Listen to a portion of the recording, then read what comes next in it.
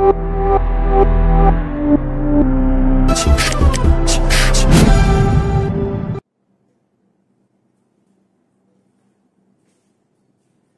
Student, এখন আমি তোমাদের সামনে আলোচনা করব ক্লাস 11 এর কস্ট্যাক্স সাবজেক্ট নিয়ে। ঠিক আছে, অর্থাৎ কস্ট্যাক্স সাবজেক্টের এমসিকিউ গুলো নিয়ে। বিগত বছরগুলিতে অর্থাৎ 2014 থেকে 2019 সাল পর্যন্ত কস্ট্যাক্স সাবজেক্টে যে সমস্ত এমসিকিউ গুলো এসেছে সেই এমসিকিউ গুলো এখন আমি তোমাদের সামনে আলোচনা করব। ঠিক আছে, তো দেখো প্রথম কোশ্চেন তোমরা দেখতে পাচ্ছ স্ক্রিনে কি লিখেছি, which of the following is not considered as the objective of cost accounting. ঠিক আছে, এখানে অনেকগুলো অপশন দিয়েছিল, বলেছিল এই অপশনগুলোর মধ্যে কোনটা কস্ট অ্যাকাউন্টিং এর উদ্দেশ্য নয়। আমি অপশনগুলো পড়ছি।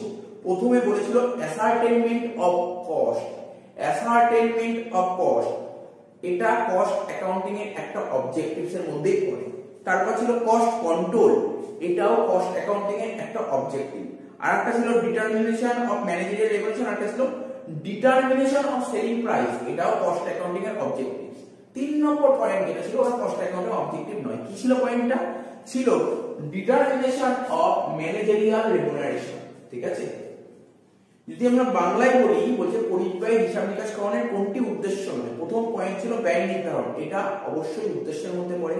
আর একটা ছিল পরিব্যয় নিয়ন্ত্রণ, এটাও উদ্দেশ্য। একটা ছিল বিক্রয় মূল্য নির্ধারণ, এটাও উদ্দেশ্য। উদ্দেশ্য নয় কোনটি? ম্যানেজারের পারিশ্রমিক নির্ধারণ, ম্যানেজারের যে রেমুনারেশনটা ডিটারমাইন করবে, এটা কিন্তু কস্ট অ্যাকাউন্টিং এর অবজেক্টিভের মধ্যে পড়ে না। 2 নম্বর কোশ্চেন চলে আসে, বলছে এগ্রিগেট। এগ্রিগেট মানে তোমরা টোটাল বলছো, total of direct material, direct labour আর direct other cost is called prime cost. দেখো আমি কস্ট শীট করার সময় তোমাদের বলেছিলাম এলিমেন্টের দিক থেকে আমরা কস্টকে 3 ভাগে ভাগ করি, একটা ম্যাটেরিয়াল, একটা লেবার আর একটা মানে এক্সপেন্সেস। প্রতিটা পার্টের দুটো করে ডাইরেক্ট থাকে, মানে ম্যাটেরিয়ালের ডাইরেক্ট ইনডাইরেক্ট থাকে, লেবারের ডাইরেক্ট ইনডাইরেক্ট থাকে আর এক্সপেন্সের ডাইরেক্ট ইনডাইরেক্ট থাকে। 3টে ডাইরেক্ট যোগ করলে হয় প্রাইম কস্ট। 3টে ডাইরেক্ট কি কি? ম্যাটেরিয়ালের ডাইরেক্ট, লেবারের ডাইরেক্ট আর এক্সপেন্সের ডাইরেক্ট। ঠিক আছে, এখানে লিখেছি ম্যাটেরিয়ালের ডাইরেক্ট, লেবারের ডাইরেক্ট আর আদার কস্ট মানে এক্সপেন্সের ডাইরেক্ট। 3টে ডাইরেক্ট যোগ করলে কি হয়? Prime cost. বুঝতে পারলে ব্যাপারটা? নেক্সট কি বলেছে, which of the following is the cost unit of sugar industry. Sugar ইন্ডাস্ট্রিতে কোন কস্ট ইউনিট ইউজ করা হয়? টন। সুগার ইন্ডাস্ট্রিতে কোন কস্ট ইউনিট ইউজ করা হয়? টন। 4 নম্বর বলেছে কি, which of the following cost is direct labour cost. কোনটা? এখানে অনেকগুলো খরচের নাম বলেছে, যে কোনটা ডাইরেক্ট লেবার কস্ট। দেখো আমি অপশনগুলো বলছি কি কি বলেছিল। স্যালারি অফ অ্যাকাউন্টেন্ট, অ্যাকাউন্টেন্টের স্যালারি কি ডাইরেক্ট লেবার কস্ট? না স্যার, কোনোদিন হতে পারে না। স্যালারি অফ সেলসম্যান, সেলসম্যানের স্যালারি এটাও ডাইরেক্ট লেবার কস্টের মধ্যে পড়ে না। ম্যানেজারের স্যালারি এটাও পড়ে না, কিন্তু ওয়েজেস অফ মেশিন অপারেটর, যে মেশিন চালায় তার ওয়েজেসটা অবশ্যই ডাইরেক্ট লেবার কস্টের মধ্যে পড়ে। তাই লিখেছে। 5 নম্বর কি বলেছে, কস্ট অফ প্রোডাকশন। আমরা কস্ট শীট করেছি। কস্ট অফ প্রোডাকশন বের করার ফর্মুলা কি ছিল মনে আছে? হ্যাঁ স্যার মনে আছে। ফ্যাক্টরি কস্ট বা ওয়ার্ক কস্টের সাথে যদি আমরা অফিস এন্ড অ্যাডমিনিস্ট্রেশন ওভারহেড যোগ করে দিই তাহলে বেরিয়ে যাবে কস্ট অফ প্রোডাকশন। তাই লিখেছি cost of production equal two এই যে ড্যাশ দিয়ে বলি, ড্যাশটা কি হবে লিখেছি ওয়ার্ক কস্ট। ওয়ার্ক কস্টের সঙ্গে যদি অ্যাডমিনিস্ট্রেশন এক্সপেন্স যোগ করে দাও তাহলে বেরিয়ে যাবে কস্ট অফ প্রোডাকশন। 6 নম্বর কি বলেছে, প্রফিট অন সেল 16 টু 30। এই 16 টু 30 আমি তোকে ব্যাপারটা বুঝিয়ে দিচ্ছি। 6 নম্বরটা ধরো কস্ট বাঁ দিকে লিখলাম, সেল ডান দিকে লিখলাম। ঠিক আছে, তো বলছে সেলের উপর প্রফিট কত পার্সেন্ট? 16 টু 30। এই 16 টু 30 কে আমরা শর্টে 1/6 বলতে পারি। তাহলে প্রফিট সেলের উপর কত হচ্ছে? 1/6। আমরা সবাই জানি সেলের উপর প্রফিট কত? 1/6। সেলের উপর 1/6 হলে কস্টের উপর কত হয়? ঠিক আছে, কস্টের উপর কত? এটা তোমরা শিখে দিচ্ছি, ভুলবে না। এই ডান দিক থেকে যখন বাঁ দিকে আসে তখন কমে। ঠিক আছে, দেখো কি হবে, এর উপরে কত আছে? 1, তাহলে এখানে 1 লিখো। নিচে কি হবে? এই দুটোর বিয়োগ। ঠিক আছে, তো যখন ডান দিক থেকে বাঁ দিকে যাব এখানে বিয়োগ, আর যখন বাঁ দিক থেকে ডান দিকে যাব নিচে, তাহলে 1/5। সেলের উপর 1/6 হলে কস্টের উপর 1/5। এটাকে তুমি 100 দিয়ে মাল্টিপ্লাই করে দাও, কত হচ্ছে? 20%। এটাই হবে, বলে দিচ্ছি। নেক্সট হল the person responsible for storing and issue of material is called storekeeper। ঠিক আছে, যে সমস্ত পার্সন মানে ম্যাটেরিয়াল যেখানে স্টোর হবে, ম্যাটেরিয়াল যেখানে ইস্যু হবে, তার জন্য রেসপন্সিবল থাকে যে সমস্ত পার্সন, তাকে কি বলে? Store keeper. দেখো এখানে বলে দিয়েছিল, বলছে কাঁচামালের মজুদ ও বিলি করার দায়িত্ব কি বলা হয়? মজুদ রক্ষক বা স্টোর কিপার। নেক্সট কি বলেছে, which of the following is a service cost centre. ঠিক আছে। সার্ভিস কস্ট সেন্টার কোনটা, এর মধ্যে অনেকগুলো অপশন ছিল, কোনটা সার্ভিস কস্ট সেন্টার মধ্যে পড়ে, ক্যান্টিন হচ্ছে একটা সার্ভিস কস্ট সেন্টার, ঠিক আছে।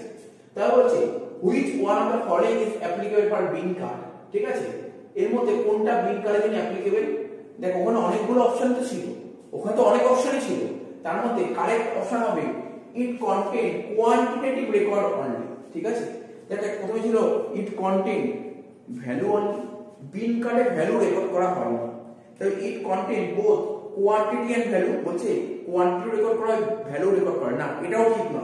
তাহলে বলছে it content quantitative record only, quantitative record মানে কি, এটি কেবলমাত্র পরিমাণগত বিষয়, এটা হবে কারেক্ট অ্যানসার। বিন কার্ডটা কি অনলি কোয়ান্টিটেটিভ রেকর্ড মেইনটেইন করা হয়। নেক্সট এই আমরা পরে করব, আমার জায়গার দরকার তো আমি আগে 11টা করে নিই, তারপর 12টা করে নিই, তারপর 10টা করে দিচ্ছি। বলছি the level of stock beyond which stock of material should not be allowed to rise is called maximum stock level। Sir মানে বলে দিচ্ছি, দেখো মানেটা বলে দিচ্ছি। বলছে যে মজুদ স্তরের বেশি পরিমাণ কাঁচামাল, ঠিক আছে, যে মানে একটা তো লেভেল আছে, স্টকটা তুমি একটা লেভেলে তুমি স্টকটা রাখবে, তার বেশি পরিমাণ ম্যাটেরিয়াল কখনোই তুমি রাখতে পারবে না, এটাকে কি বলে ম্যাক্সিমাম স্টক লেভেল, ঠিক আছে, এখানে তাই বলেছে। বলছে the level of stock beyond which stock of material should not be allowed to rise is called maximum stock level। পড়ে নেবে, এখানে বাংলায় বলেছে তোমার যে মজুদ স্তরের বেশি পরিমাণ কাঁচামাল, ঠিক আছে, মজুদ করা সমীচীন নয়, সেটা কি ম্যাক্সিমাম স্টক লেভেল, সর্বোচ্চ মজুদ স্তর। এবার দেখো পরেরটা কি বলেছে, ম্যাক্সিমাম স্টক লেভেল আর minimum stock level of raw material, maximum দিয়েছে মিনিমাম দিয়ে দিয়েছে, বলছে বলে এভারেজ স্টক লেভেল কি করে করতে হবে। আরে তোমরা তো জেনে রাখতে হবে এভারেজ স্টক লেভেল বের করার ফর্মুলাটা কি, আর তোমরা সবাই জানো আশা করি। এভারেজ স্টক লেভেল বের করার ফর্মুলা হচ্ছে, লেখো average stock level equal two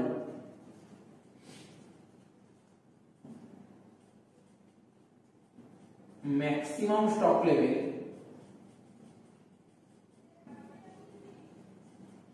plus minimum stock level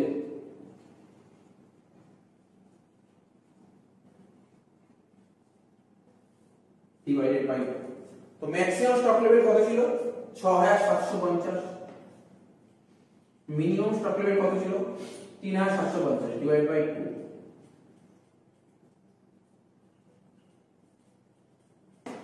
করে দাও 6750 প্লাস 3750 ডিভাইডেড বাই 2 কত হচ্ছে 5250, এটা হবে এভারেজ স্টক লেভেলের অ্যানসার, ঠিক আছে। তো অপশন দেখো এটা ছিল কিনা,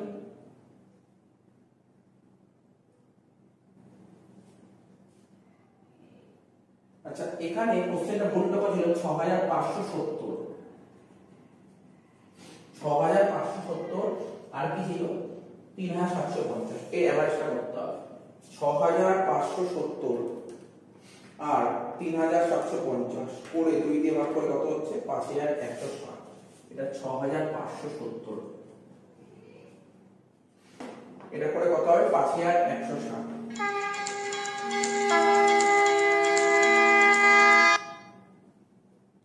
ঠিক আছে 5160 কেজি হলো। বেশ হয়ে গেল, শুধু 10 টাকা বাকি আছে, এটা বলে দিই। তারপর আমরা এই পেজে, অর্থাৎ এটা তো কোন ইয়ার, এটা 2019, তারপর এই ট্যাক্স গুলো করব, ঠিক আছে। তাহলে কতটা করলাম 10 টাকা।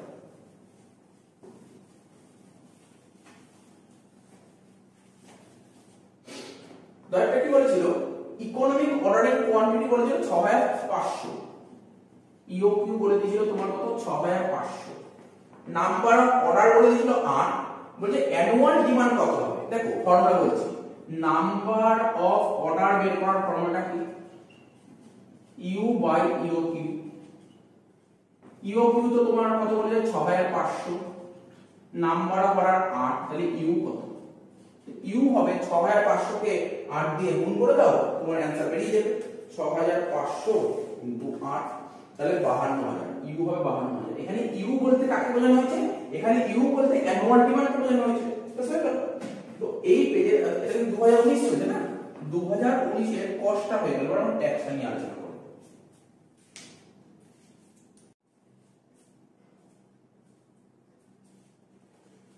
দেখো 13 নম্বর কোশ্চেনটা কি বলছে, income tax in India govern by which of the following acts. বলছে ইনকাম, আমরা যে ভারতবর্ষে যে ইনকাম ট্যাক্স করি না, ঠিক আছে, সেই ইনকাম ট্যাক্স একটার নাম কি, বা বলতে পারো আমাদের যে ভারতবর্ষে ইনকাম ট্যাক্স আছে সেটা পরিচালিত ও নিয়ন্ত্রিত হয় সে কোন অ্যাক্টে কথা বলা আছে।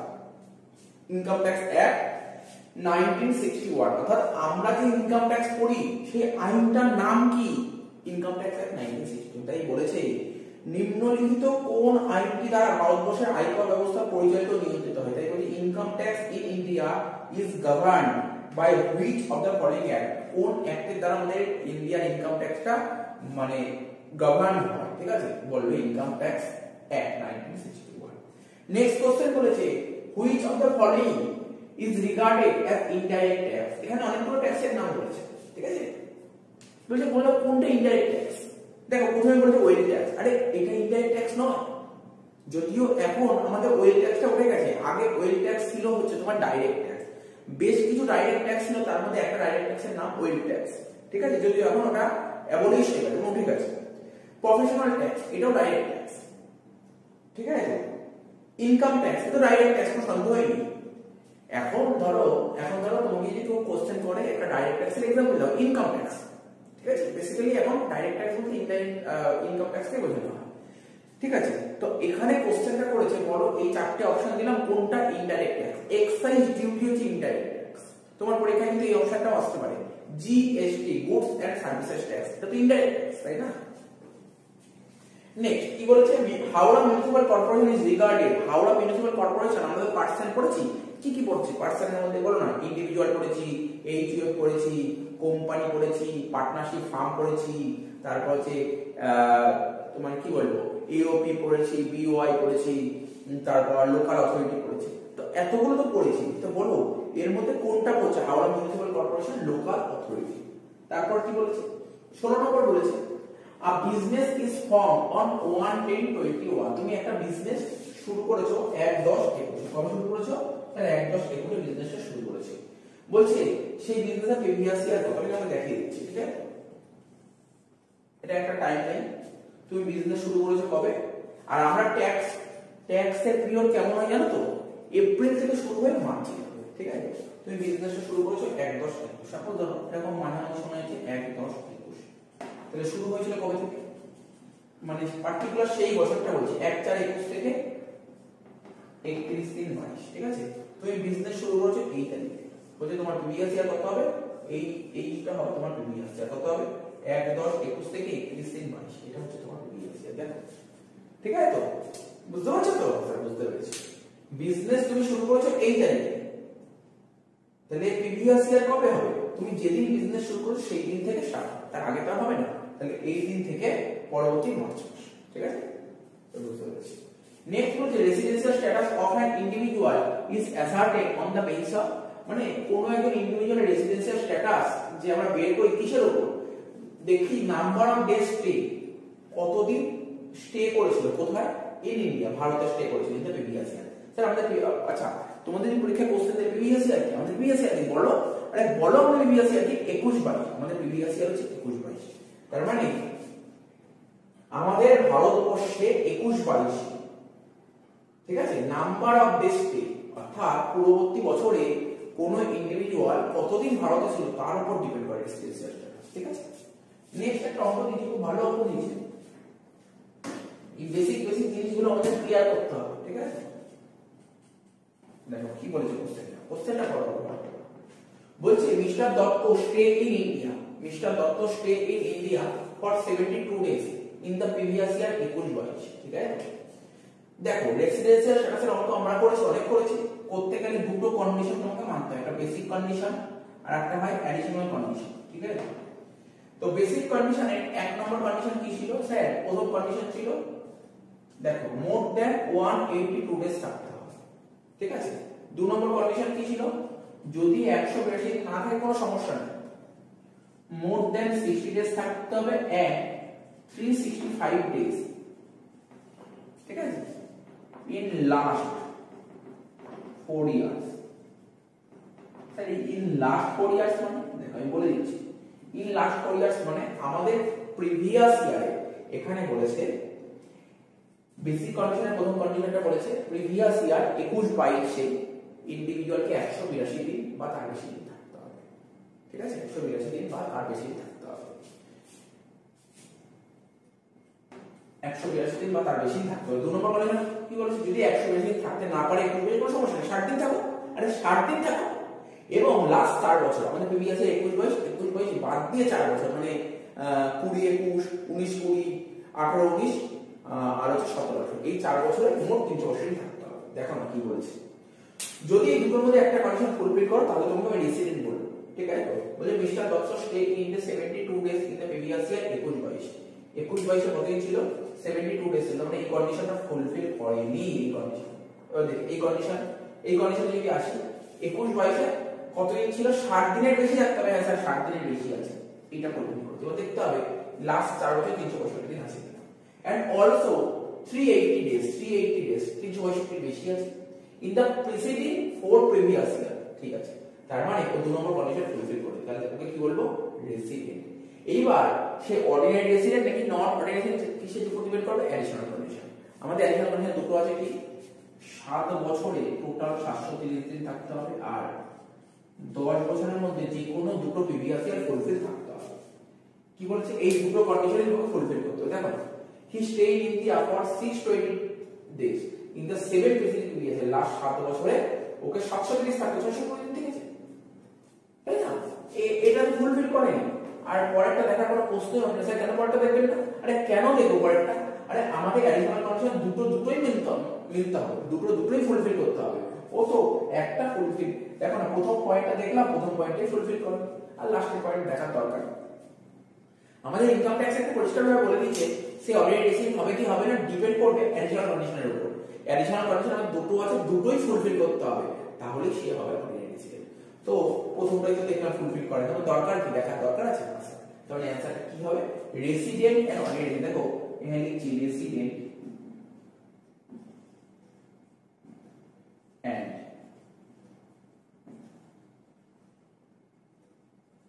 Ordinary resident. ঠিক আছে, ঢুকে না তো 18 অবধি হলো, এখনো এই পেজের আরো 6টা কোশ্চেন আছে। ঠিক আছে, খুব ইজি কোশ্চেন হচ্ছে, বেসিকটা ক্লিয়ার থাকতে হবে, তাহলে এই সমস্ত জিনিস সব পেয়ে যাবে।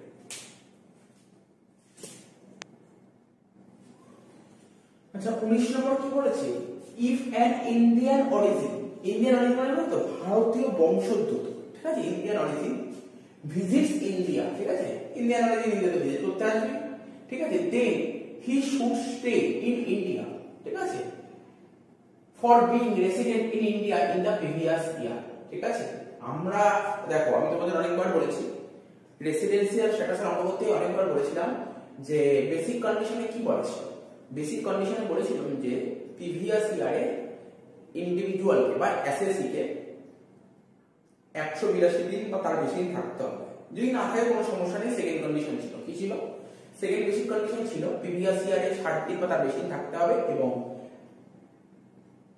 লাস্ট 4 প্রিসিডিং প্রিভিয়াস ইয়ারে মোট 300 বছর থাকতে হবে, তাহলে তাকে রেসিডেন্ট বলা হবে। কিন্তু ইন্ডিয়ান সিটিজেন, ঠিক আছে, ইন্ডিয়ান সিটিজেন যদি বলা হয় এরকম মানে কি বলবো, Indian origin best Indian origin, কোন ইন্ডিয়ান অরিজিনের ক্ষেত্রে ওই সেকেন্ড বেসিক কন্ডিশন অ্যাপ্লিকেবল নয়। ঠিক আছে, তো আমি বলেছিলাম যে বেসিক কন্ডিশন তো দুটো বলছি, তার মধ্যে সেকেন্ড বেসিক কন্ডিশন কোথায় অ্যাপ্লিকেবল নয়, যদি কোনো ইন্ডিয়ান অরিজিন ইন্ডিয়াতে ভিজিট করতে হয় সেক্ষেত্রে কিন্তু সেকেন্ড বেসিক কন্ডিশন অ্যাপ্লিকেবল নয়।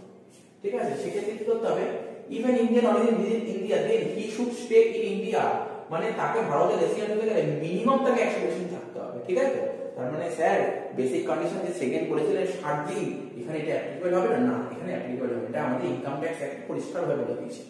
ঠিক আছে, next, if a person satisfy the condition of under section 6 subsection 1 but does not satisfy, মানে বেসিক কন্ডিশন স্যাটিসফাই করেছে কিন্তু অ্যাডিশনাল কন্ডিশন স্যাটিসফাই করতে পারেনি, তাহলে তাকে কি বলবো, রেসিডেন্ট বাট নট রেসিডেন্ট, আগেই বলছি। নেক্সট 21 বলি মিস্টার পাল, দেখো এত পড়ছি না কি লেখা আছে, আচ্ছা একবার রিডিং করে দিচ্ছি কি বলছে, mister Pal an employee of XYZ Limited received 1200 per month as medical allowance. His actual medical expenses during the previous year was 10,000. What is the taxable amount of medical allowance? আমরা স্যালারি করেছিলাম, salary করতে গিয়ে আমরা অনেক allowance পেয়েছিলাম, কিছু fully taxable allowance, কিছু partly taxable allowance আর কিছু এক্সেন্টেড অ্যালাউন্স। মেডিকেল অ্যালাউন্স কেমন অ্যালাউন্স? এটা ফুললি ট্যাক্সেবল অ্যালাউন্স। তো যত টাকা দিয়েছে 1200 টাকা পার মান্থ, 1200 × 12 করে দেবো। এই যে এখানে মেডিকেল এক্সপেন্স 10,000 টাকা সব দিয়েছে, কাজের জিনিস নয়। তারা বলেছে মিস্টার মুখার্জি আর government employee receive 2000 per month. একজন গভর্নমেন্ট এমপ্লয়ি 2000 টাকা করে বেতন পাচ্ছে। স্যার কেন পাচ্ছে? ফ্রম হিজ এমপ্লয়, এমপ্লয় থেকে পাচ্ছে। বুঝলাম, কেন পাচ্ছে? Transport allowance. আমাদের রুল কি আছে ট্রান্সপোর্ট অ্যালাউন্স? কোন এমপ্লয়ের কাছে ট্রান্সপোর্ট অ্যালাউন্স বলতে কিছু পায়, যত টাকা পাবে পুরোটাই ট্যাক্স, যা পাবে পুরোটাই ট্যাক্স, কোনো ডিডাকশন বা এক্সেপশন নেই। 2000 টাকা করে পাচ্ছে, 12 দিয়ে গুণ করে দেবো, 24,000 টাকা তোমার ট্যাক্স হবে, ঠিক আছে, কোনো এক্সেপশন নেই।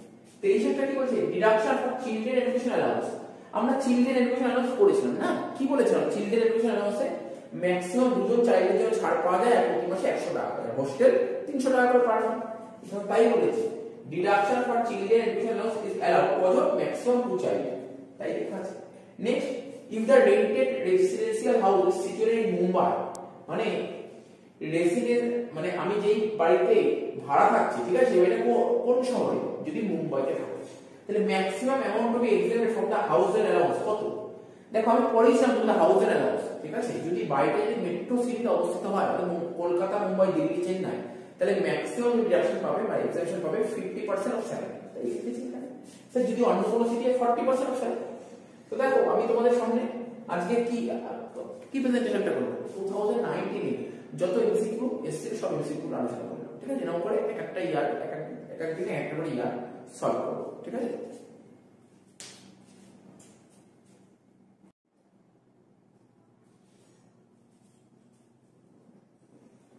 দেখো 25 নম্বর কোশ্চেনটা কি বলেছে? বলছে cost of sales equal to dash plus selling and distribution overhead. আমরা কস্ট শিট করেছি না, সেখানে কস্ট অফ সেলস বা টোটাল কস্ট শিখেছিলাম। তো টোটাল কস্ট কি করে বের করতাম? টোটাল কস্ট কি করে বের করতাম মনে করার চেষ্টা করো। মানে কার সাথে সেলিং এন্ড ডিস্ট্রিবিউশন ওভারহেড যোগ করে টোটাল কস্ট হতো বা কস্ট অফ সেলস হতো। Sir cost of goods sold এখানে লিখে দিচ্ছি, পাশে লিখে দিচ্ছি cost of goods sold. Cost of goods sold এর সাথে যদি আমরা সেলিং এন্ড ডিস্ট্রিবিউশন ওভারহেড যোগ করতাম তাহলে কস্ট অফ সেলস বের হতো। 26 নম্বর কি বলছে? Determination of cost is done mainly, ঠিক আছে। কস্টটা ডিটারমিন করি মেইনলি কিসের জন্য? ঠিক আছে, তো দেখো আমি আবার বলেছি কি বলেছে? Determination of cost is done mainly for, মানে পরিব্যয়টা নির্ধারণ করা হয় মূলত কিসের জন্য? কস্ট ডিটারমাইন করার জন্য, কস্ট কন্ট্রোল করার জন্য, নাকি সেলিং প্রাইস ডিটারমাইন করার জন্য? কোশ্চেনটা বলেছে, ঠিক আছে, কস্টটা আমরা ডিটারমাইন করি মেইনলি কিসের জন্য? কস্টটা কেন বের করি আমরা? কস্ট কেন বের করি? ঠিক আছে, এখানে বলেছে, আমি আবার বারবার করে বলছি, পরিব্যয় নির্ধারণটা কেন করা হয়? বেসিক্যালি কিসের জন্য করা হয়? ব্যয় নির্ধারণ করার জন্য, ঠিক আছে। তো ব্যয় কস্ট ডিটারমিনেশন, ব্যয় নির্ধারণ করার জন্য, কস্ট কন্ট্রোল মানে ব্যয়টা নিয়ন্ত্রণ করার জন্য, আর ডিটারমিনেশন অফ সেলিং প্রাইস মানে সেলিং প্রাইস নির্ধারণ করার জন্য। অ্যানসার হবে তিনটেই রাইট অ্যানসার, ঠিক আছে, তিনটেই রাইট অ্যানসার। মানে কস্ট মানে পরিব্যয় কেন নির্ধারণ করা হয়, মানে পরিব্যয় বেসিক্যালি কিসের জন্য নির্ধারণ করা হয়? কস্ট ডিটারমাইন, কস্টটা নির্ধারণ করার জন্য, কস্টটা কন্ট্রোল করার জন্য, আর সেলিং প্রাইস ডিটারমাইন করার জন্য, ঠিক আছে, তিনটেই হবে অ্যানসার।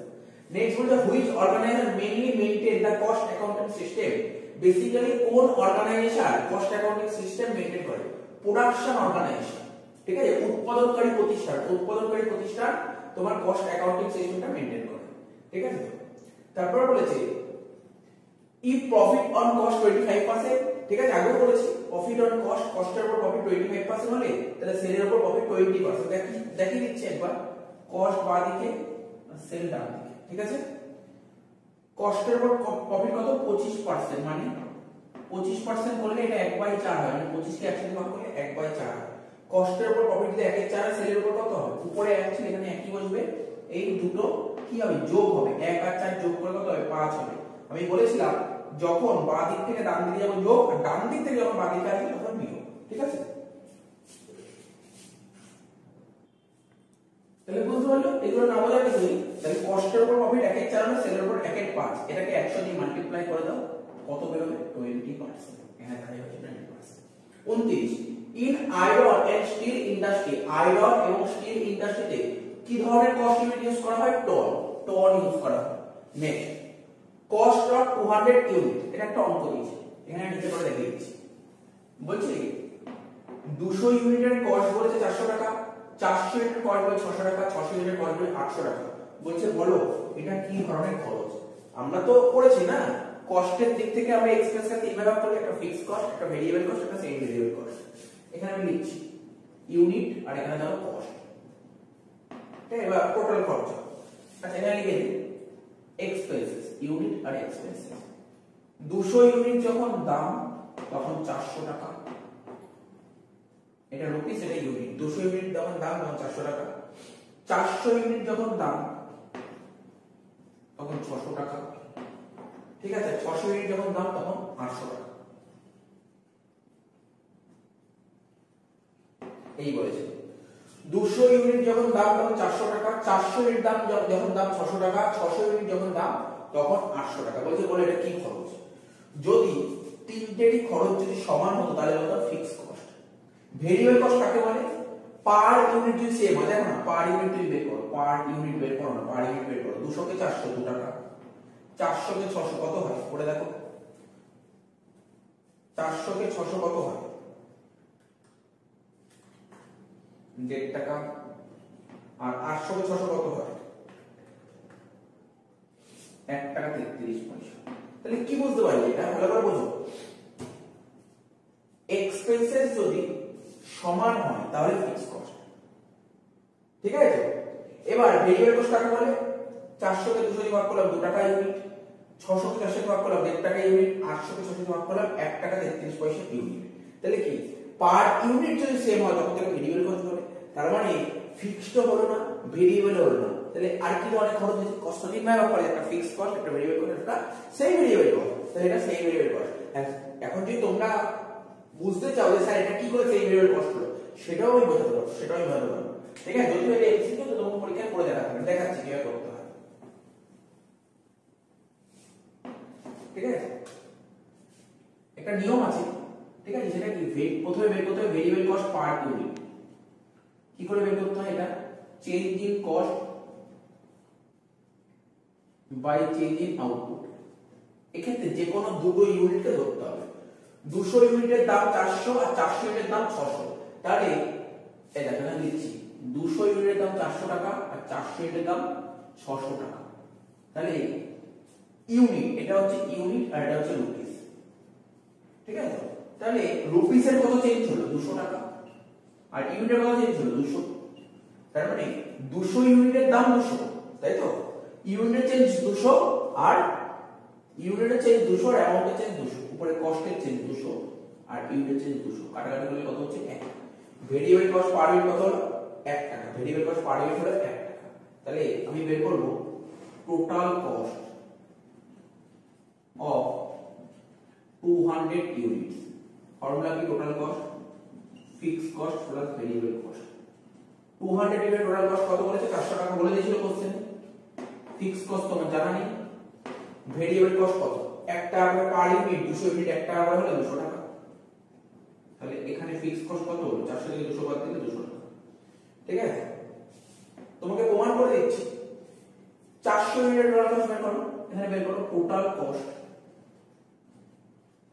Of 400 unit. ফর্মুলা কি? একই, TC equal to FC plus BC, তাই না? FC plus BC। দেখো না 400 ইউনিট টোটাল কস্ট কত ছিল? 600 টাকা। ফিক্সড কস্ট জানি না, ভেরিয়েবল কস্ট কত করে? 1 টাকা করে। 400 ইনটু 1 কত হবে? 400 টাকা। তাহলে ফিক্সড কস্ট কত হবে? 200 টাকা। দেখলে 200 টাকাই বের হচ্ছে। তার মানে আমি বলতে পারি এটা কি ধরনের খরচ? এটা হচ্ছে সেমি ভেরিয়েবল কস্ট। ঠিক আছে, সেমি ভেরিয়েবল কস্ট কাকে বলে? যার মধ্যে কিছুটা ফিক্সড থাকবে, কিছুটা ভেরিয়েবল থাকবে, তাই না? এই দেখো, এই যে 400 টাকা টোটাল কস্ট, তার 200 টাকা ফিক্সড, 200 টাকা ভেরিয়েবল। তাহলে 600 টাকা টোটাল কস্ট, এর মধ্যে 200 টাকা ফিক্সড, 400 টাকা ভেরিয়েবল। তো এটাই বলছি। তো তোমাকে এক্সামে এগুলো কিছু করে দেখাতে হবে না, তোমাকে একটা শর্টকাট ট্রিক্স ফলো করতে হবে। যদি তিনটে যদি অ্যামাউন্ট সেম হয় তখন ফিক্সড কস্ট। ভেরিয়েবল কস্ট কি করে বুঝবে? যদি পার ইউনিট সেম হয় তাহলে ভেরিয়েবল কস্ট। দুটোর মধ্যে একটা ম্যাচ করো না, এটা সেমি ভেরিয়েবল কস্ট। এগুলো বোঝা গেল ব্যাপারটা? এগুলো টুকে নাও, বুঝিয়ে দিচ্ছি ব্যাপারটা।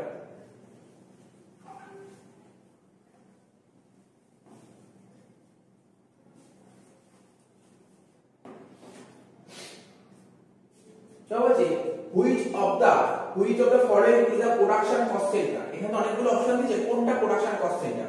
দেখো স্টোর, এটা কিন্তু প্রোডাকশন কস্ট সেন্টারের মধ্যে পড়ে না। মেইনটেনেন্স ডিপার্টমেন্ট, এটাও প্রোডাকশন কস্ট সেন্টারের মধ্যে পড়ে না। তারপর ক্যান্টিন, এটাও প্রোডাকশন কস্ট সেন্টারের মধ্যে পড়ে না। একটাও কিন্তু প্রোডাকশন কস্ট সেন্টারের মধ্যে পড়ে না। আর তিনটেই তো সার্ভিস, তিনটেই হচ্ছে সার্ভিস, ঠিক আছে, তিনটে সার্ভিস কস্ট সেন্টার বলতে পারো। তাহলে তোমার যে বলতে অপশন ছিল এটা এটা এটা, তিনটে একটা ছিল না, আরেকটা ছিল নান অফ দিস। তাহলে অ্যানসার হতো কি none of this, none of this, ঠিক আছে। নেক্সট,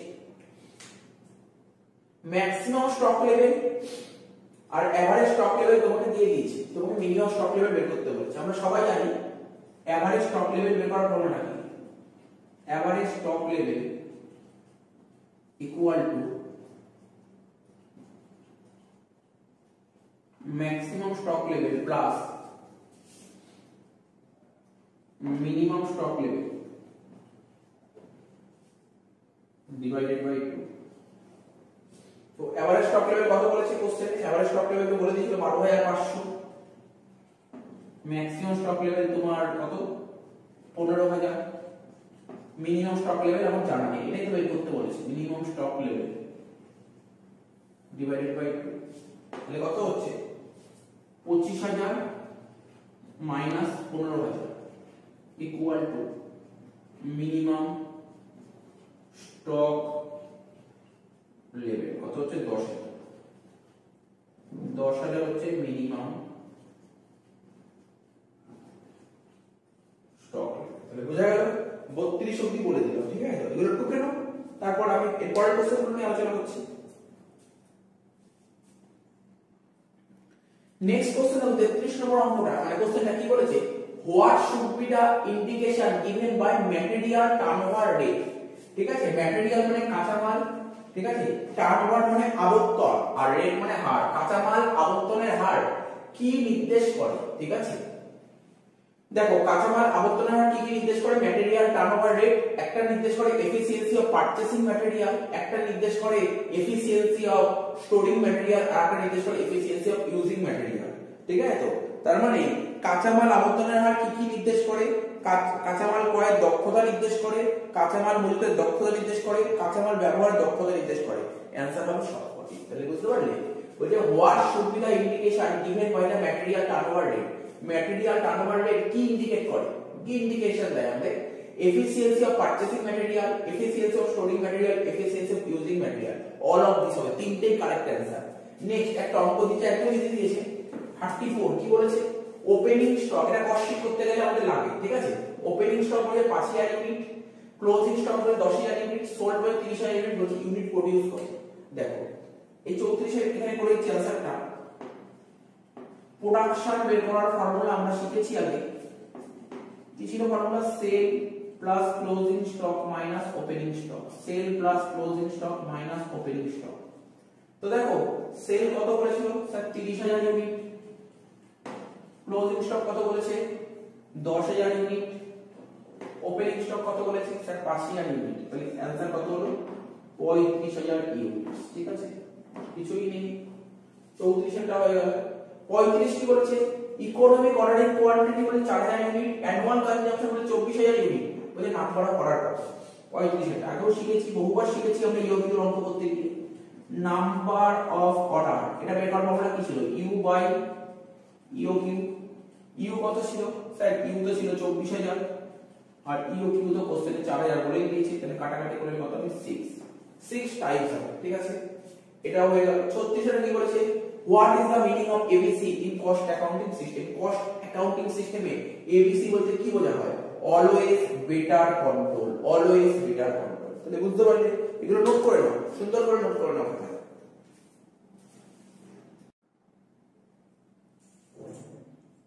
আচ্ছা 37 নম্বর কোশ্চেন কি বলেছে, বলছে income tax act 1961 deal with which tax.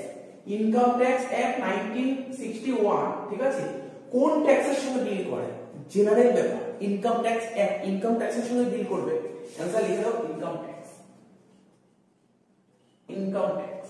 Next question বলেছে কি, এন্টি ট্যাক্স। এন্টি ট্যাক্স কে কালেক্ট করে, state government, state government collect করে entry tax, state government. Next বলেছে গিফট ট্যাক্স ইজ, ঠিক আছে তো, গিফট ট্যাক্সটা কি? গিফট ট্যাক্স হচ্ছে এক ধরনের ডাইরেক্ট ট্যাক্স, এটা এক ধরনের ডাইরেক্ট ট্যাক্স, গিফট ট্যাক্স হচ্ছে এক ধরনের ডাইরেক্ট ট্যাক্স। নেক্সট বলেছে প্রেজেন্ট ইনকাম ট্যাক্স অ্যাক্ট, ঠিক আছে, was, present income tax act was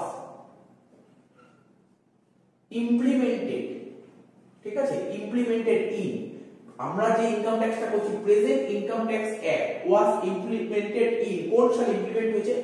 1462। Actually আমরা যে ইনকাম ট্যাক্স অ্যাক্ট করছি সেটা হচ্ছে 1961, ঠিক আছে, আইনটা হচ্ছে 1961, কিন্তু সারা ভারতবর্ষে লাগু হয়েছে কবে থেকে? 1462 থেকে, মাথায় রাখতে হবে। Residential status of an individual SSC, ঠিক আছে, residential status of an individual SSC কি বলেছে দেখো, পড়ো। বলছে কোন একজন ইন্ডিভিজুয়াল এসএসসি রেসিডেন্সিয়াল স্ট্যাটাস, কোন একজন ইন্ডিভিজুয়াল এসএসসি রেসিডেন্সিয়াল স্ট্যাটাস, এখানে অপশন দিয়েছে, বলছে সমস্ত প্রিভিয়াস ইয়ারে সমান থাকে, কোনদিন সম্ভব? সমস্ত প্রিভিয়াস ইয়ারে কোন ইন্ডিভিজুয়ালে, ঠিক আছে, কোন পার্টিকুলার প্রিভিয়াস ইয়ার, মানে সমস্ত প্রিভিয়াস ইয়ারে সবসময় সমান থাকা সম্ভব? কোনদিন সমান থাকা সম্ভব নয়। 2 নম্বর পয়েন্ট বলেছে may differ from one previous year to another previous year. Common ব্যাপার, আমাদের প্রিভিয়াস ইয়ার কত চলেছে? এখন 21-22 যা আছে নিশ্চয়ই তোমার 20-21 তাই ছিল না। আরে এখানে বলতে চেয়েছে যে residential status of an individual SSC, কোন পার্টিকুলার এসএসসি এক একটা প্রিভিয়াস ইয়ারে এক এক রকম থাকবে, এমন কোনো কথা নেই যে সে ভারতবর্ষে এই বছরে যা আছে আগের বছরে তাই ছিল, তার বেশিও থাকতে পারে, কমও থাকতে পারে, নাও থাকতে পারে। তো এখানে অ্যানসার তুমি লিখবে may differ from one previous year to another, may differ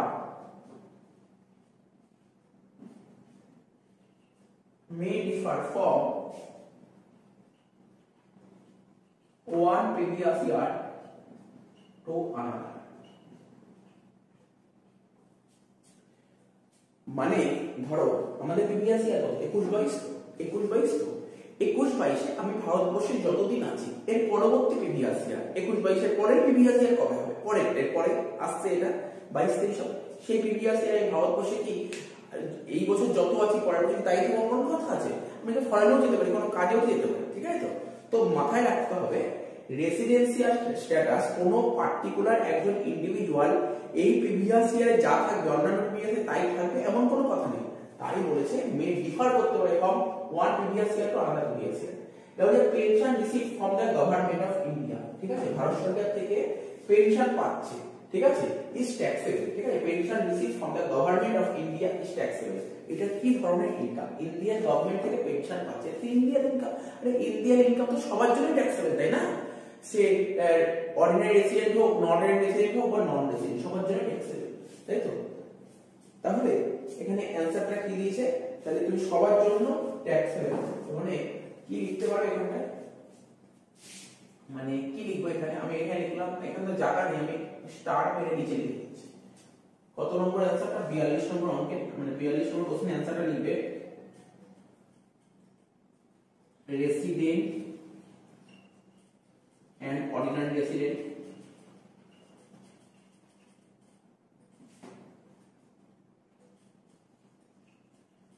তারপর হচ্ছে resident but not ordinary resident,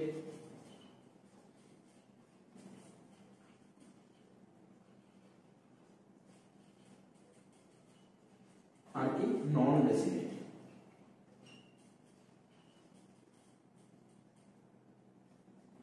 সবার জন্য ট্যাক্সেবল। 43 নম্বরটা কি বলেছে? মিস্টার বাসু এক ইন্ডিয়ান সিটিজেন, ভারতীয় নাগরিক, লেফট ইন্ডিয়া, ভারতবর্ষ ছেড়ে যাচ্ছে ফর দ্য ফার্স্ট টাইম, প্রথমবারের জন্য ভারতবর্ষ ছেড়ে যাচ্ছে। কেন যাচ্ছে? ফর এমপ্লয়মেন্ট পারপাস, মানে চাকরির উদ্দেশ্যে। মিস্টার বসু একজন ভারতীয় নাগরিক, সে প্রথমবারের জন্য ভারতবর্ষ ছেড়ে যাচ্ছে। কোথায়? ফরেনে যাচ্ছে চাকরির উদ্দেশ্যে, চাকরি purpose, employment purpose. He will be treated as resident for the assessment year 22-23, তাকে 22-23 রেসিডেন্ট বলা হবে। If he stay in India, সে যদি ভারতবর্ষে ডিউরিং দ্য প্রিভিয়াস ইয়ার 21-22 কতদিন থাকে, তাহলে তাকে রেসিডেন্ট বলবো।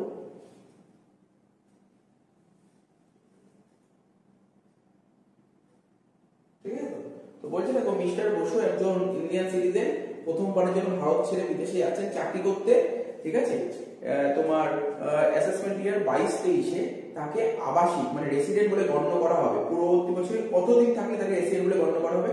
পূর্ববর্তী বছরে তাকে 182 দিন থাকতেই হবে, আর কোনো কথা হবে না, আর এখানে আর কোনো কথা হবে না। 182 দিন, 182 ডেজ, ঠিক আছে, 182 ডেজ, ঠিক আছে। আমি বলেছিলাম আমাদের যে বেসিক কন্ডিশন দুটো ছিল, প্রিভিয়াস ইয়ার এসএসসি কে 182 ডেজ আর মোর থাকতে হবে, আর একটা ছিল মিনিমাম 60 ডেজ থাকতে হবে, এবং শেষ চারটি প্রিভিয়াস ইয়ারে মোট 380 থাকতে হবে। কিন্তু বলেছিলাম সেকেন্ড বেসিক কন্ডিশন কখনোই কাজ করবে না, কখন? সে যদি তোমার ইন্ডিয়ান অরিজিন হয়, আর যদি এরকম কোনো ইন্ডিয়ান সিটিজেন যে চাকরির উদ্দেশ্যে ফরেনে চলে গেছে, তাদের জন্য এই সেকেন্ড বেসিক কন্ডিশন কাজে লাগবে। শুধু ফার্স্ট বেসিক কন্ডিশনে তোমাকে চাপতে হবে। হয়ে গেল। 44 নম্বর বলছে house rent allowance is received by an employee and he lives in a rented house. মানে একজন এমপ্লয়ি হাউস রেন্ট অ্যালাউন্স পাচ্ছে কোম্পানি থেকে এবং সে ভাড়া বাড়িতে বসবাস করছে, সেক্ষেত্রে কোন সেকশনে এক্সাম্পশনটা পাবে? এটা 10 13 আন্ডার সেকশন 10 সাবসেকশন 13। নেক্সট বলেছে salary receive by a partner from the partnership firm. Partnership firm থেকে কোনো পার্টনার যদি স্যালারি পায়, সেটা কোন হেডে ট্যাক্সেবল হবে? পিজিবিপি। কি বললাম? পিজিবিপি ফুল ফর্ম বলে দিচ্ছি, লিখে নিতে পারো তোমরা। Profit or gains, profit or gains business and profession, profit gain business profession, ঠিক আছে। তো তোমাদের যে অপশন দিয়েছি ওখানে এই পয়েন্টটা দেয়নি, ওরা দিয়েছে ইনকাম ফ্রম বিজনেস, তুমি লিখে দেবে income from business. Next, mister Das is a government employee. Mister Das একজন সরকারি কর্মচারী, রিসিভ ডিএ, সে কোম্পানি থেকে ডিএ পাচ্ছে কত? 50,000 টাকা। তাহলে ট্যাক্সেবল পার্ট কত হবে? ডিএ 50,000 টাকা হবে, ঠিক আছে। একজন এমপ্লয়ি সরকারি কর্মচারী, সে কোম্পানি সরকারি কর্মচারী ও সরকারের থেকে ডিএ পাচ্ছে, মানে ডিআরএস অ্যালাউন্স কত টাকা? স্যার 50,000 টাকা পাচ্ছে, 50,000 টাকা পাচ্ছে। তো ট্যাক্সেবল কোনটি? পুরোটাই ট্যাক্সেবল, 50,000 টাকা ট্যাক্সেবল, কারণ আমরা জানি ডিএ হচ্ছে ফুললি ট্যাক্সেবল, ঠিক আছে। টুকে নয় তো।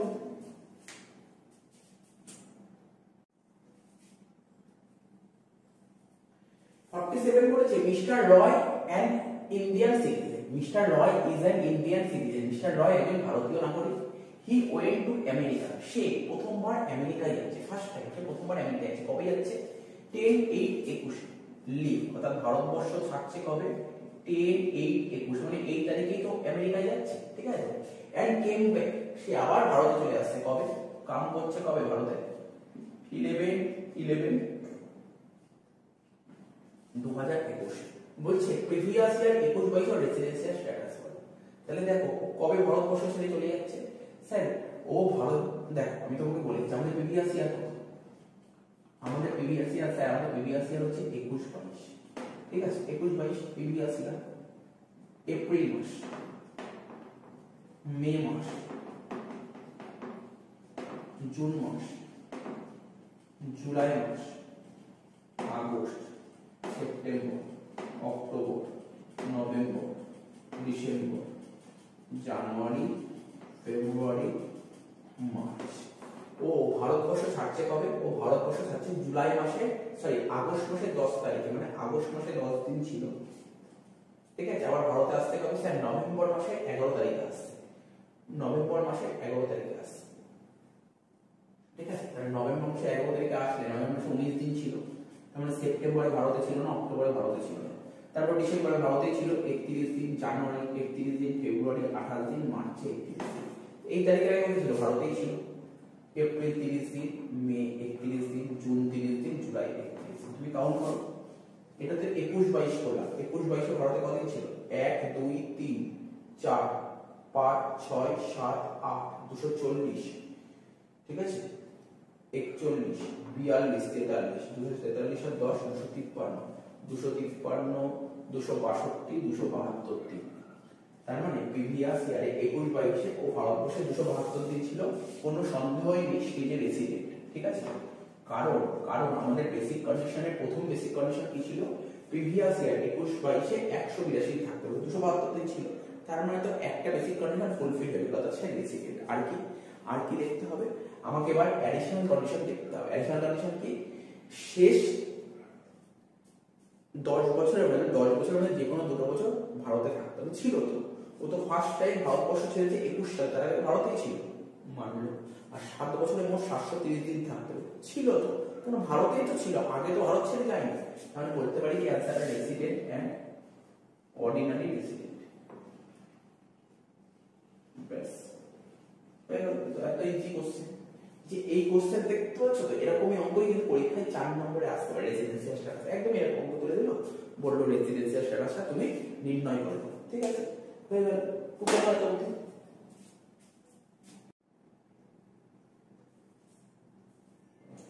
দেখো 48 নম্বর কোশ্চেনটা কি বলেছে, বলছে which of the following is the cost unit for chemical industry. ঠিক আছে, বলছে কেমিক্যাল ইন্ডাস্ট্রিতে কোন কস্ট ইউনিট ইউজ করা হয়। ঠিক আছে, কেমিক্যাল ইন্ডাস্ট্রিতে কোন কস্ট ইউনিট ইউজ করা হয়, মানে রাসায়নিক শিল্পে কোন কস্ট ইউনিট ইউজ করা হয়। অ্যানসার হবে গ্যালন।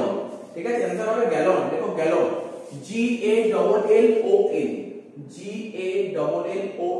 ঠিক আছে, রাসায়নিক শিল্পে তোমার গ্যালন কস্ট ইউনিট ইউজ করা হয়, মানে কেমিক্যাল ইন্ডাস্ট্রিতে কোন কস্ট ইউনিট ইউজ করা হয়, গ্যালন। নেক্সট বলেছে where the bean cart is kept, where the bean cart is kept, বিন কার্টটা কোথায় রাখা হয়। ঠিক আছে, বিন কার্ট কোথায় রাখা হয়, স্টোর ডিপার্টমেন্টে। বিন কার্ট কোথায় রাখা হয়, স্টোর ডিপার্টমেন্টে। অ্যানসার হবে স্টোর ডিপার্টমেন্ট। লিখো স্টোর ডিপার্টমেন্ট। বিন কার্ট রাখা হয় স্টোর ডিপার্টমেন্টে। ঠিক আছে তো। নেক্সট কোশ্চেন দিয়েছে, অনেকবার করেছি, আবার বলছি, বলছে কি প্রফিট অন সেল, সরি এখানে প্রফিট অন সেল মানে বলছে প্রফিট অন কস্ট, কস্টের উপর প্রফিট বলেছে 25%, তাহলে সেলের উপর প্রফিট কত হবে। ছোট করে বলি, আগে অনেকবার বলেছি, এখানে জাস্ট ছোট করে দেখাচ্ছি। বাঁদিকে কস্ট, ডান দিকে সেল। তো কস্টের উপর কত বলেছে 25%, মানে কত, 1/4। কস্টের উপর যদি 1/4 হয় তাহলে সেলের উপর কত হয়। স্যার আপনি বলেছেন বাঁদিক থেকে যখন ডান দিকে যাবে তখন যোগ করতে হয়, ঠিক আছে তো। তাহলে কি হবে, এটা 1/5 হবে। কি করে বললাম, এই উপরে 1 মানে এখানে 1 বসে গেল, এবার এই দুটো যোগ করব, 1 আর 4 যোগ করলে কত হবে 5। যেহেতু আমরা কস্ট থেকে সেলে যাচ্ছি তাই যোগ করব, যদি সেল থেকে কস্টে আসে তাহলে বিয়োগ করব। তাহলে 1/5 হলো ইনটু 100 করে দাও, কত 20%। তাহলে কারেক্ট অ্যানসার হবে 20%। অর্থাৎ কস্টের উপর প্রফিট যদি 25% হয় তাহলে সেলের উপর প্রফিট হবে 20%। ঠিক আছে, এটা মুছে দিলাম। নেক্সট কত 51, বলছি if production is increased or decreased, মানে প্রোডাকশন যদি বেড়ে যায় বা কমে যায় by 1 unit, ঠিক আছে তো, the change in total cost is called, বলছে একটা ইউনিট, ঠিক আছে, একটা ইউনিট যদি তুমি প্রোডাকশন বাড়িয়ে দাও বা একটা ইউনিট যদি তুমি প্রোডাকশন কমিয়ে দাও তাহলে টোটাল কস্টে তো চেঞ্জ হবে। তুমি যদি প্রোডাকশন যদি 1 ইউনিট বাড়িয়ে দাও তাহলে কস্ট বেড়ে যাবে, তুমি প্রোডাকশন যদি 1 ইউনিট কমিয়ে দাও তাহলে কস্ট কমে যাবে। এটাকে কি বলে, এটাকে বলা হয় মার্জিনাল কস্ট। ঠিক আছে, তাই বলে if production is increased or decreased by 1 unit, ঠিক আছে, চেঞ্জ ইন টোটাল কস্টের চেঞ্জটাকে বলবে তখন মার্জিনাল কস্ট। আমরা ইকোনমিক্স বলো বা কস্ট বলো সব জায়গায় পড়েছি মার্জিনাল কস্ট এবং প্রান্তিক ব্যয় কাকে বলে। ঠিক আছে, অতিরিক্ত একটা ইউনিট প্রোডাকশন করতে যদি অতিরিক্ত কোনো ব্যয় হয় তাকে বলে মার্জিনাল কস্ট। এখানে তাই হয়েছে। JIT means 52, JIT full form হচ্ছে জাস্ট ইন টাইম,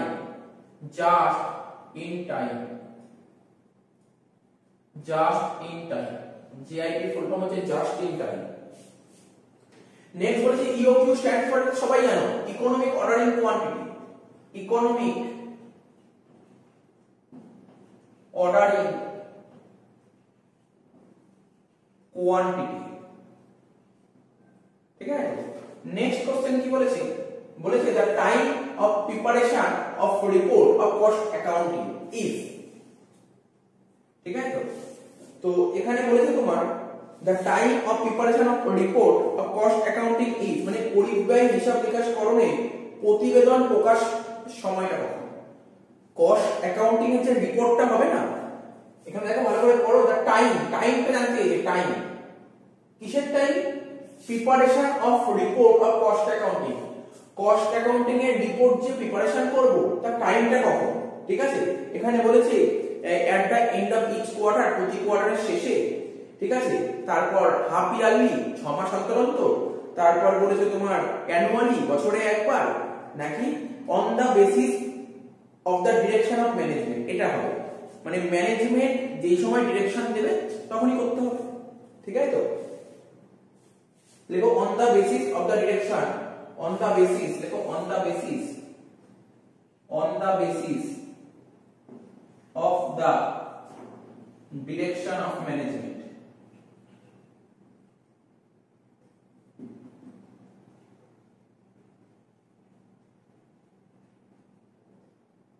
ঠিক আছে। নেক্সট কস্ট সেন্টার ইজ, বলেছে কস্ট সেন্টার ইজ মানে পরিব্যয় কিন্তু কি, এখানে বলেছে অপশন বলেছে একটা production location, service function, function all of this. দেখো পরিব্যয় কেন্দ্র কি, পরিব্যয় কেন্দ্র হচ্ছে তোমার কারেক্ট কস্ট সেন্টার কি হবে, প্রোডাকশন লোকেশন হবে, সার্ভিস ফাংশন এটাও বলতে পারো, শুধু ফাংশন। তার মানে কস্ট সেন্টার তিনটের মধ্যেই পড়ছে। কি কি বললাম দেখো, প্রোডাকশন লোকেশন, প্রোডাকশন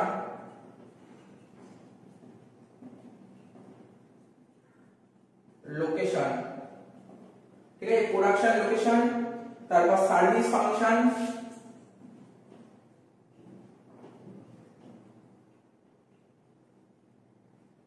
আর শুধু ফাংশন, তিনটেই হবে, তিনটেই কারেক্ট অ্যান্সার। ঠিক আছে, এটা হচ্ছে কস্ট সেন্টার। এবার বলছে which of the following is a normal loss, এখানে অনেকগুলো পয়েন্ট দিয়েছে, বলছে বলে এর মধ্যে কোনটা নরমাল লস, মানে কোনটা স্বাভাবিক ক্ষতি। পিলফারেজ, পিলফারেজ মানে কি ছিচকে চোর হয় না, ছিচকে চুরি, ঠিক আছে, এটা যে পিলফারেজ এটা নরমাল লস নয়। তারপরে অ্যাক্সিডেন্ট লস, এটাও নরমাল লস নয়, ঠিক আছে। এরপর হচ্ছে লস ডিউ টু এভাপোরেশন মানে বাষ্পীভূত হয়ে যাওয়া, এটা কিন্তু এক ধরনের নরমাল লস। তাহলে অ্যানসার লিখবে কি, লস ডিউ টু এভাপোরেশন, লিখে দাও loss due to evaporation, loss due to evaporation, ঠিক আছে। নেক্সট বলেছে overhead cost added with prime cost, prime কস্টের সঙ্গে ওভারহেড অ্যাড করছি, ঠিক আছে। প্রাইম কস্টের সঙ্গে ওভারহেড যদি অ্যাড করে, প্রাইম কস্টের সঙ্গে কোন ওভারহেড যোগ করেছে, ফ্যাক্টরি ওভারহেড। প্রাইম কস্টের সঙ্গে ফ্যাক্টরি ওভারহেড যোগ করলে কি হতো বলো, ওয়ার্ক কস্ট, ঠিক আছে। এখানে কি বলেছে দেখো, ফ্যাক্টর মানে প্রাইম কস্টের সঙ্গে ফ্যাক্টরি ওভারহেড যোগ করলে কি হতো, ওয়ার্ক কস্ট বা ফ্যাক্টরি কস্ট। কিন্তু এখানে কি বলেছে, এখানে বলছে প্রাইম কস্টের সঙ্গে ওভারহেড যোগ করলে কি হবে, বলেনি কিন্তু ফ্যাক্টরি ওভারহেড। তাহলে তুমি এখানে অ্যানসার অপশন দেখতে হবে, সেক্ষেত্রে ওরা বলেছে টোটাল কস্ট, প্রাইম কস্টের সঙ্গে ওভারহেড যোগ করে টোটাল কস্ট, ঠিক আছে তো। সেলিং প্রাইস, ঠিক আছে। আমি বলছি প্রাইম কস্টের সঙ্গে যদি ওভারহেড যোগ করো তাহলে অ্যানসার হবে তোমার প্রোডাকশন কস্ট। প্রাইম কস্টের সঙ্গে ওভারহেড যোগ করলে হয় প্রোডাকশন কস্ট, ঠিক আছে। অ্যানসার লিখবে প্রোডাকশন কস্ট। যদি কোশ্চেনে বলতো প্রাইম কস্টের সঙ্গে ফ্যাক্টরি ওভারহেড যোগ করলে কি হতো, তখন তুমি বলতে পারতো ফ্যাক্টরি কস্ট বা ওয়ার্ক কস্ট। কিন্তু বলছে শুধু ওভারহেড বলেছে, শুধু ওভারহেড বলেছে, তাই জন্য আমি বলবো এটা প্রোডাকশন কস্ট হবে, ঠিক আছে। নেক্সট বলছে কি, নেক্সট বলছে the expenses which is not included in selling and distribution overhead. এখানে অনেকগুলো উদাহরণ দিয়েছে সেলিং এন্ড ডিস্ট্রিবিউশন ওভারহেড, তো বলেছে বলো এর মধ্যে কোনটা সেলিং এন্ড ডিস্ট্রিবিউশন ওভারহেডের মধ্যে আসবে না। আমি পয়েন্টগুলো বলছি, সেলসম্যান কমিশন এটা সেলিং ওভারহেডের মধ্যে পড়ছে, গোডাউন রেন্ট এটাও চলে আসছে সেলিং ডিস্ট্রিবিউশন ওভারহেডে, অ্যাডভার্টাইজমেন্ট এটাও চলে আসছে সেলিং এন্ড ডিস্ট্রিবিউশনে, কিন্তু ডেপ্রিসিয়েশন তো ফ্যাক্টরি ওভারহেড, তাই তো, এটা এর মধ্যে আসবে। তাহলে অ্যানসারটা কি লিখবে, কোনটা সেলিং এন্ড ডিস্ট্রিবিউশন ওভারহেডের মধ্যে আসছে না, স্যার ডেপ্রিসিয়েশন। এখানে লিখো অ্যানসারটা লিখো ডেপ্রিসিয়েশন। নেক্সট কি বলেছে, if average stock level 4600, minimum stock level 1400, বলতে ম্যাক্সিমাম স্টক লেভেল কত হবে। তো দেখো এটা ফর্মুলা আমরা জানি, আমরা বেকার স্টক লেভেল অঙ্ক করেছিলাম, জানতাম কি ফর্মুলা ছিল, average stock level equal to, average stock level equal to maximum stock level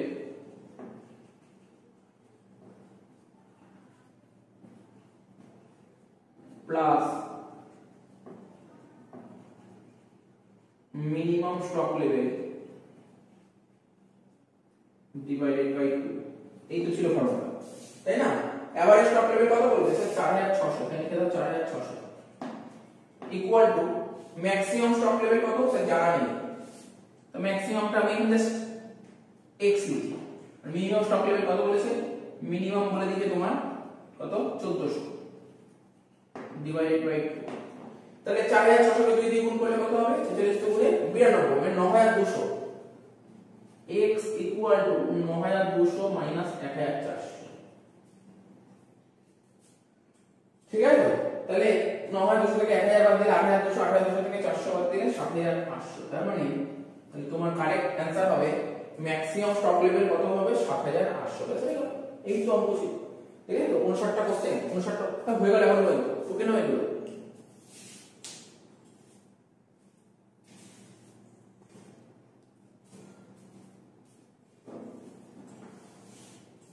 এবার 60 নম্বর কোশ্চেনটা কি বলেছে, which of the following is regarded as direct tax।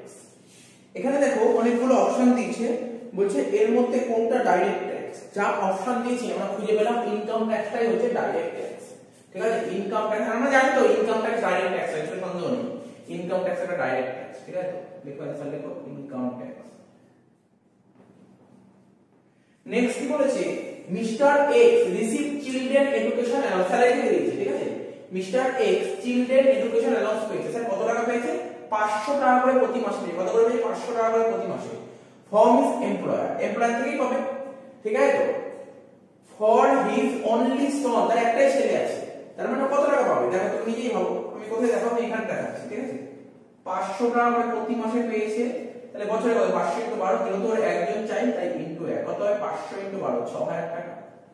Exemption পাওয়া যায়, চিলড্রেন এডুকেশন অ্যালাউন্সে এক্সেমশন পাওয়া যায়। ঠিক আছে, কিন্তু ম্যাক্সিমাম দুজন চাইলে যেতে করতে, একটা চাই তা একজনের ডিডাকশন পাবে। কত টাকা করে পাওয়া যায়? পার মান্থ 100 টাকা করে, ইনটু 12 মাসের জন্য 12 ইনটু 1 মানে 1200। তাহলে অ্যানসার কত হবে? 4800 টাকা। তুমি এখানে লিখে দেবে 4800। কিছু ছিল না, ইজি জিনিস, তোমরা স্যালারি করে জানো। এবারে residential status of an individual asset shall be determined as under. ঠিক আছে, তো আমি বলেছি এখানে অপশনগুলো কি কি বলেছে। ঠিক আছে, বলছে residential status of an individual অ্যাসেসি, যে কোনো individual অ্যাসেসি residential status shall be determined, তা ডিটারমাইন করা হয় মানে নির্ণয় করা হয় কিসের উপর বেস করে? বলেছে only once and it will continue forever, মানে একবারই এবং বরাবর এটা একই থাকবে। কখনো সম্ভব প্রতি বছর সবসময় এক থাকতে পারে রেসিডেন্সিয়াল স্ট্যাটাস? কোনোদিন এক থাকবে না। অর্থাৎ প্রতি বছর তো সেম ডে থাকবে না ভারতবর্ষে। একটা অপশন বলেছে এভরি অল্টারনেট 5 ইয়ার্স, প্রত্যেক 5 বছর অন্তর নির্ধারণ করা, এটাও ভুল। তাহলে each of the previous year separate, অর্থাৎ প্রতিটা প্রিভিয়াস ইয়ারে আলাদা আলাদা করে রেসিডেন্সিয়াল স্ট্যাটাস ক্যালকুলেট করতে হয়। ঠিক আছে, বুঝতে পারলে তো কি বলে? যখন প্রথম পয়েন্ট বলেছিল একবারই ক্যালকুলেট করা হবে আর বারবার এটা থাকবে, এটা কোনো সম্ভব নয়।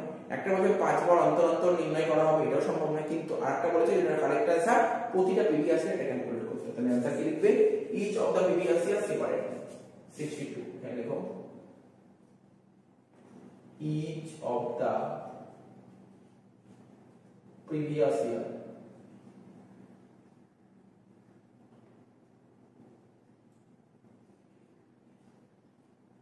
each of the previous year separately।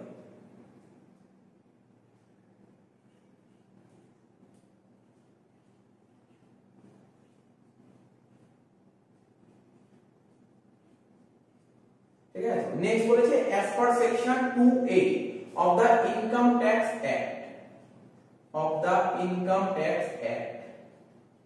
1961। ঠিক আছে, বলছে as per section 2 subsection A of the income tax act 1961, income tax act যে 1961 আছে সেখানে এই যে সেকশনটা ছিল 2A।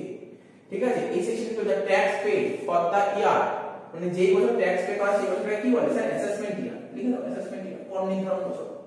ঠিক আছে, তো এখানে লিখেছি অ্যাসেসমেন্ট ইয়ার।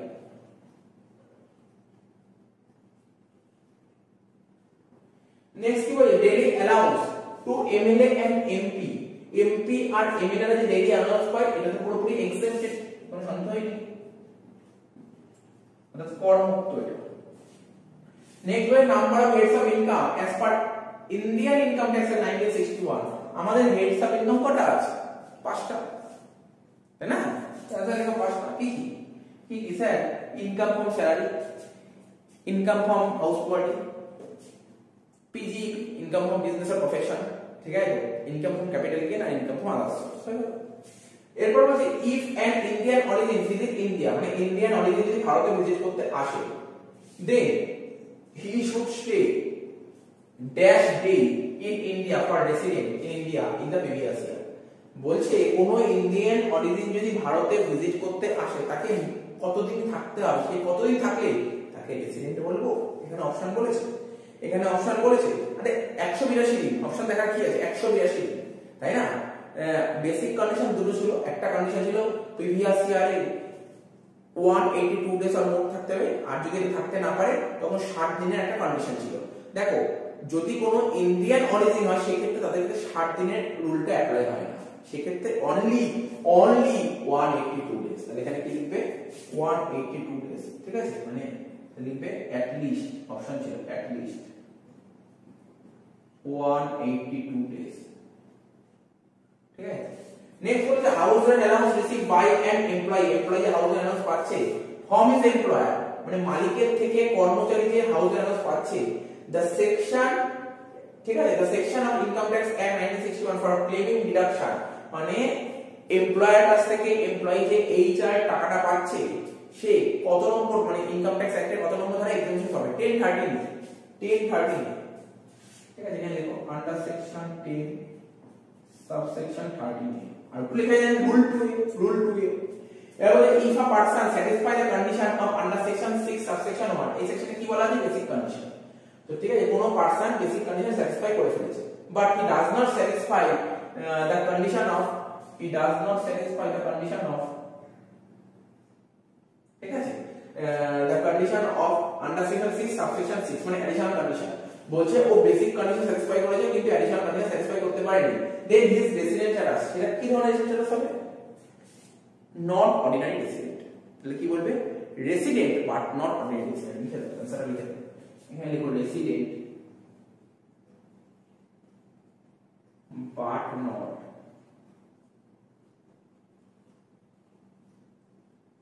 অর্ডিনারি রেসিডেন্ট, ঠিক আছে। নেক্সট বলছে if a foreign company control from India, ঠিক আছে, foreign company control from India মানে ধরো তোমার একটা ফরেনে বিজনেস আছে, সেই বিজনেসটা কন্ট্রোল করা হচ্ছে বলে স্যার ইন্ডিয়াতে কন্ট্রোল করা হচ্ছে, মানে ফরেনে কোনো একটা কোম্পানি ফরেনে কোনো বিজনেস এটা ইন্ডিয়াতে কন্ট্রোল করা হচ্ছে, ঠিক আছে। Then it's income from business will be taxable under, ঠিক আছে, যদি তোমার ফরেনে বিজনেস থাকে এবং সেটা কন্ট্রোল করা হচ্ছে ইন্ডিয়া থেকে, তাহলে অর্ডিনারি রেসিডেন্টের জন্য ট্যাক্সেবল হবে, আবার নট অর্ডিনারি রেসিডেন্টের জন্য ট্যাক্সেবল হবে, অর্ডিনারি নট অর্ডিনারি দুজনের জন্য ট্যাক্সেবল হবে। তো এখানে কি দিয়েছে দেখো অপশন এর কিছু দিয়েছে কিনা, এখানে বলেছে হ্যাঁ রেসিডেন্ট দিয়েছে, আবার resident but not ordinary resident, দুটোই হবে, দুটোই কারেক্ট আছে। তাহলে কি লিখবে, এখানে লিখবে आंसरটা রেসিডেন্টের জন্য হবে, রেসিডেন্টের জন্য ট্যাক্সেবল হবে, আবার নট অর্ডিনারি রেসিডেন্টের জন্য ট্যাক্সেবল হবে। ওরা অপশনটা কি দিয়েছিল দেখো, খুব সুন্দর একটা অপশন দিয়েছিল, ওরা রেসিডেন্ট একটা অপশন দিয়েছে, ওরা নট রেসিডেন্ট একটা অপশন দিয়েছে, ওরা আরেকটা অপশন দিয়ে বোথ এ বি দুটোই, আবার একটা অপশন নানা দিতে হবে না, মানে এই দুটোই কারেক্ট আছে, ঠিক আছে। জানি আমরা এগুলো আমরা ইনসিডেন্স অফ ট্যাক্স করে এসেছি, খুব ডিটেইলসে শিখেছি, ঠিক আছে, ডিটেইলসে শিখে এসেছি, ঠিক আছে। ট্রান্সপোর্ট অ্যালাউন্স, তো স্যালারি থেকে দিয়েছে, transport allowance received by a physical handicap employee, এমনি জেনারেল তো ট্রান্সপোর্ট অ্যালাউন্স যদি তোমার নরমাল এমপ্লয়ি পায় সেটা তো ফুললি ট্যাক্সেবল, কোনো এক্সেপশন পাওয়া যায় না, কিন্তু যদি কোনো ফিজিক্যালি হ্যান্ডিক্যাপ চ্যালেঞ্জ কোনো পারসন যদি ট্রান্সপোর্ট অ্যালাউন্স পায় সেক্ষেত্রে এক্সেপশন কত পাওয়া যায়, এখানে এটা মুছে গেছে, ফ্রম হিজ এমপ্লয়ার, ঠিক আছে, ট্রান্সপোর্ট অ্যালাউন্স পাচ্ছে কে, ফিজিক্যালি হ্যান্ডিক্যাপ এমপ্লয়ি পাচ্ছে, ঠিক আছে, তার থেকে মালিকের থেকে পাচ্ছে। তো maximum amount of deduction under section 10 subsection 14 will be কত, বর্তমানে যে নিয়মটা আছে, নিয়মটা চলছে প্রতি মাসে 3200 টাকা, ঠিক আছে। তো আমি যে এখানে অপশনটা দেখছি এখানে নেই, এখানে 800 টাকা পার মান্থ দিয়েছে, 2000 টাকা পার মান্থ দিয়েছে, 1600 টাকা পার মান্থ দিয়েছে, অ্যাকচুয়াল অ্যালাউন্স রিসিভ দিয়েছে। एक्चुअली এটা এখানে এই 3200 পার মান্থ না দেওয়ার কারণ হচ্ছে পুরনো বই, এইগুলো দেয়, নতুন বই হলে পেয়ে যাবে, ঠিক আছে। আর নতুন বই নাও পাও তাহলে আপনি অপশন বলে দিই, কারেক্ট অ্যানসার 3200, তোমার যদি দরকার হয় তুমি ইনকাম ট্যাক্সের সাইডে চলে যাও, গুগলে সার্চ করো, পেয়ে যাবে, ঠিক আছে। বা তুমি প্রফেশনাল কোর্সের কোনো ট্যাক্সের বই দেখো, পেয়ে যাবে 3200 টাকায়, ঠিক আছে। তো হয়ে গেল এতগুলো পয়েন্ট, ঠিক আছে। তো টুকে নেবে,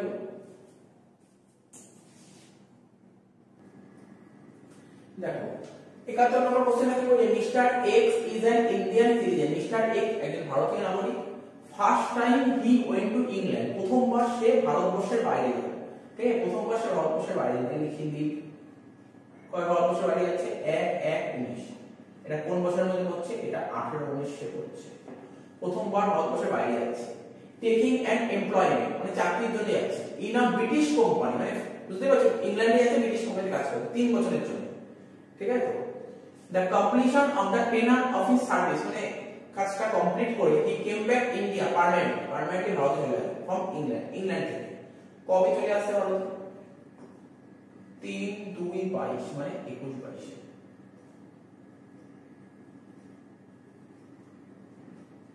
ঠিক আছে, তো রেসিডেন্সিয়াল স্ট্যাটাসটা বের করতে বলেছি। ঠিক আছে, তো দেখো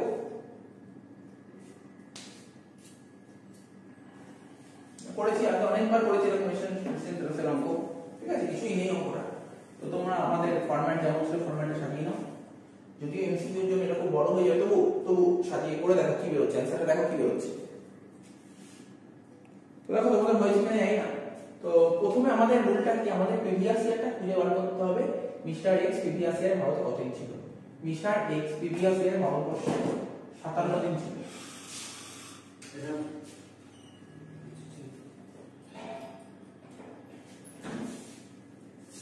মিস্টার এক্স প্রিভিয়াস ইয়ারে ভারতবর্ষে 57 দিন ছিল। কি করে 57 দিন ছিল? চিন্তা ভাবনা করলে বোঝা যাচ্ছে মিস্টার এক্স 18-19 সালে ভারত ছেড়েছিল, আবার 21-22 মানে আমাদের প্রিভিয়াস ইয়ারে চলে এসেছে। কবে এসেছে? 21-22 ভারতবর্ষে এসেছে, এই তারিখে ভারতবর্ষে এসেছে 3-2-22 মানে ফেব্রুয়ারি মাসের 3 তারিখে এসেছে। তাহলে ফেব্রুয়ারি মাসে ভারতবর্ষে কতদিন ছিল? ফেব্রুয়ারি মাসে ভারতবর্ষে 26 দিন ছিল। ঠিক আছে, ঠিক আছে, তো 26 বা 25 যা কিছু ধরো কোনো সমস্যা নেই। আর মার্চ মাসে কতদিন ছিল ভারতবর্ষে? 31 দিন ছিল। ঠিক আছে, তাহলে টোটাল কতদিন ছিল ভারতবর্ষে? 57 দিন ছিল। 21-22 আমাদের রুল কি, বেসিক কন্ডিশন কি বলছে? প্রিভিয়াস ইয়ারে 120 দিন থাকতে হবে, আছে না স্যার? নেই। তাহলে সেকেন্ড বেসিক কন্ডিশন চলে কি ছিল? 60 দিন থাকতে হবে, আছে না স্যার? তাহলে অ্যানসার কি হবে? Non resident. যেহেতু দুটো বেসিক কন্ডিশনে একটা ফুলফিল করতে পারি, অ্যানসারটা লিখবে নন রেসিডেন্ট হয়ে গেল। তো দেখো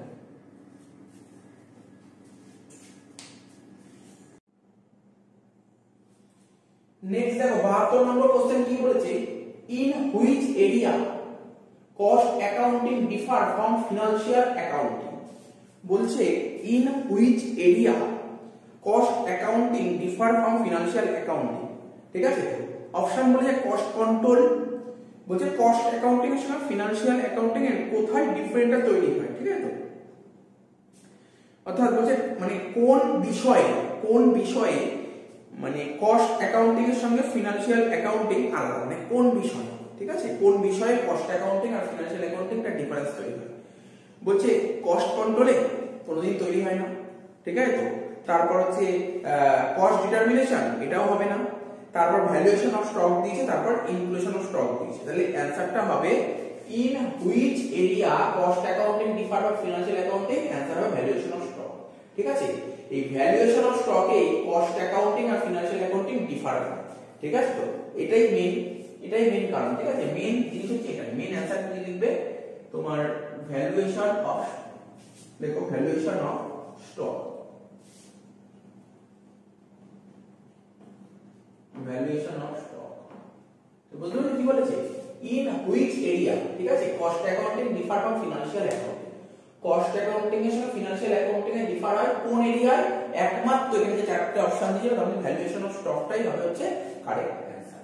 নেক্সট বলছে lubricating oil used in the machinery is treated as, বলছে lubricating oil used in the machinery. ঠিক আছে, মেশিনে যে লুব্রিকেটিং অয়েলটা ইউজ করা হয় ইজ ট্রিটেড অ্যাজ, এটা কি ডাইরেক্ট ম্যাটেরিয়াল, এটা কি ইনডাইরেক্ট ম্যাটেরিয়াল, এটা কি ডাইরেক্ট ফ্যাক্টরি এক্সপেন্স নাকি ইনডাইরেক্ট ফ্যাক্টরি এক্সপেন্স? এটা হচ্ছে তোমার ইনডাইরেক্ট ম্যাটেরিয়াল। লিখে দাও, অ্যানসার লিখবে ইনডাইরেক্ট ম্যাটেরিয়াল। ঠিক আছে, তো মেশিনে যে লুব্রিকেটিং অয়েল ইউজ করা হয় এটা হচ্ছে তোমার ইনডাইরেক্ট ম্যাটেরিয়াল, ইনডাইরেক্ট ম্যাটেরিয়াল। তারপর বলেছে in power industry the cost unit is, power ইন্ডাস্ট্রিতে কি ধরনের কস্ট ইউনিট ইউজ করা হয়? কিলোওয়াট। কি লিখবে? Kilowatt, kilowatt.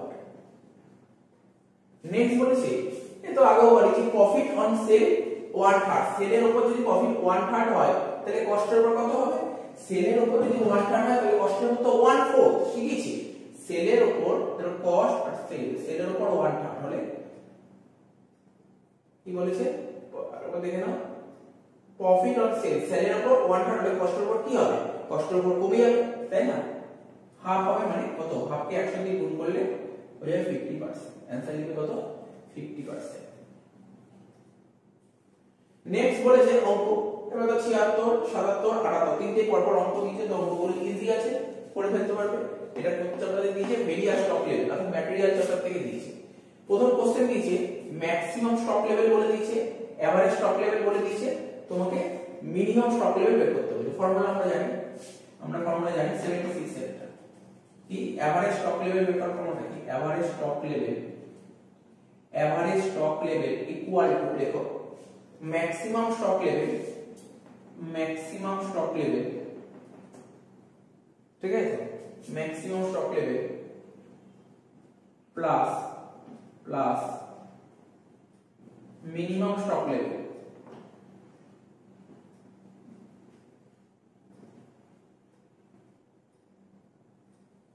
Divided by 2। তো এভারেজ স্টক লেভেল কত বলেছে কোশ্চেনে এভারেজ স্টক লেভেল কত দিয়েছে, maximum stock level and average stock level 15000 আর 12500, এভারেজ স্টক লেভেল বলেছে 12500, ম্যাক্সিমাম স্টক লেভেল বলেছে 15000 plus minimum stock level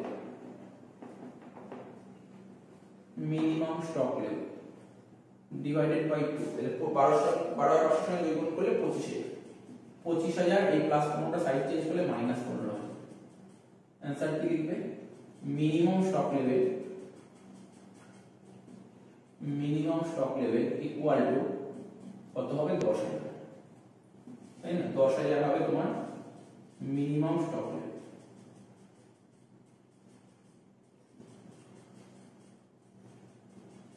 minimum stock level হবে তোমার 10000, হয়ে গেল 76। 77 একটা কি বলেছি, বলেছে ইওকিউ বলেছে 4000, নাম্বার অফ অর্ডার বলেছে 8, অ্যানুয়াল ডিমান্ড কত, ঠিক আছে, নাম্বার অফ অর্ডার বের করার ফর্মুলা কি, number of order equal to U by EOQ, number of order কত বলেছে,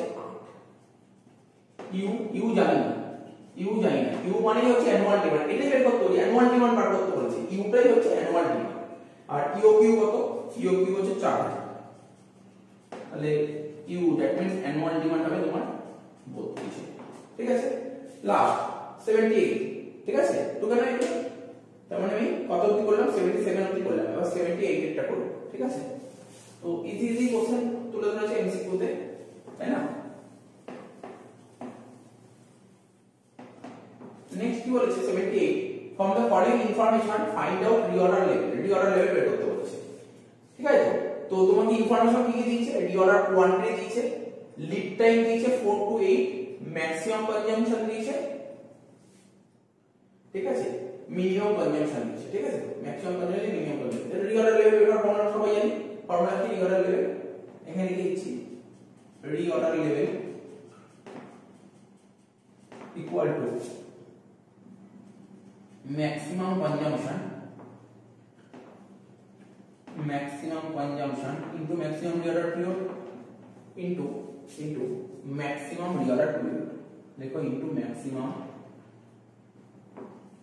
reorder period।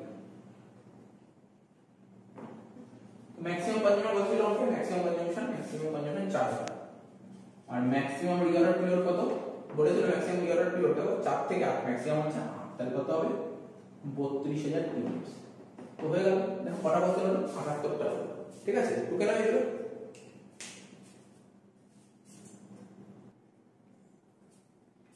আচ্ছা নেক্সট কোশ্চেন কি বলেছে 79 নম্বর, মিউনিসিপ্যালিটি ইজ রিগার্ডেড অ্যাজ, আমরা পার্সন পড়েছিলাম তাই না, পার্সনের মধ্যে অনেক কিছু ছিল, কি ছিল, ইন্ডিভিজুয়াল ছিল, কিন্তু আনডিভাইডেড ফ্যামিলি ছিল, এওপি ছিল, বিআই ছিল, পার্টনারশিপ ফার্ম ছিল, কোম্পানি ছিল, লোকাল অথরিটি ছিল, তাই না।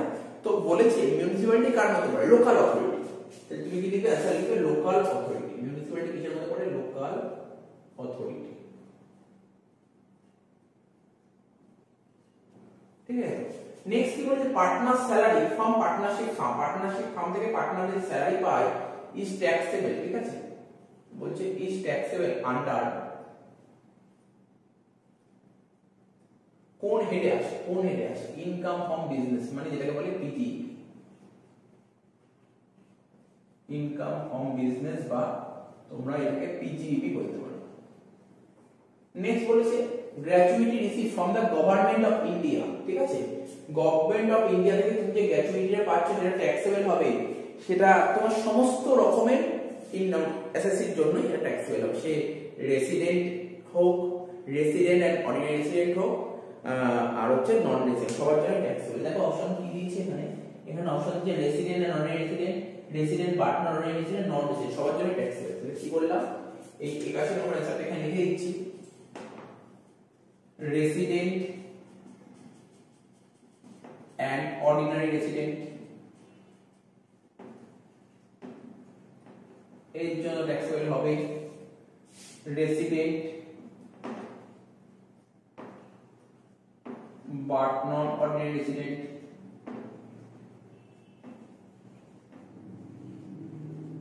and non resident, ঠিক আছে?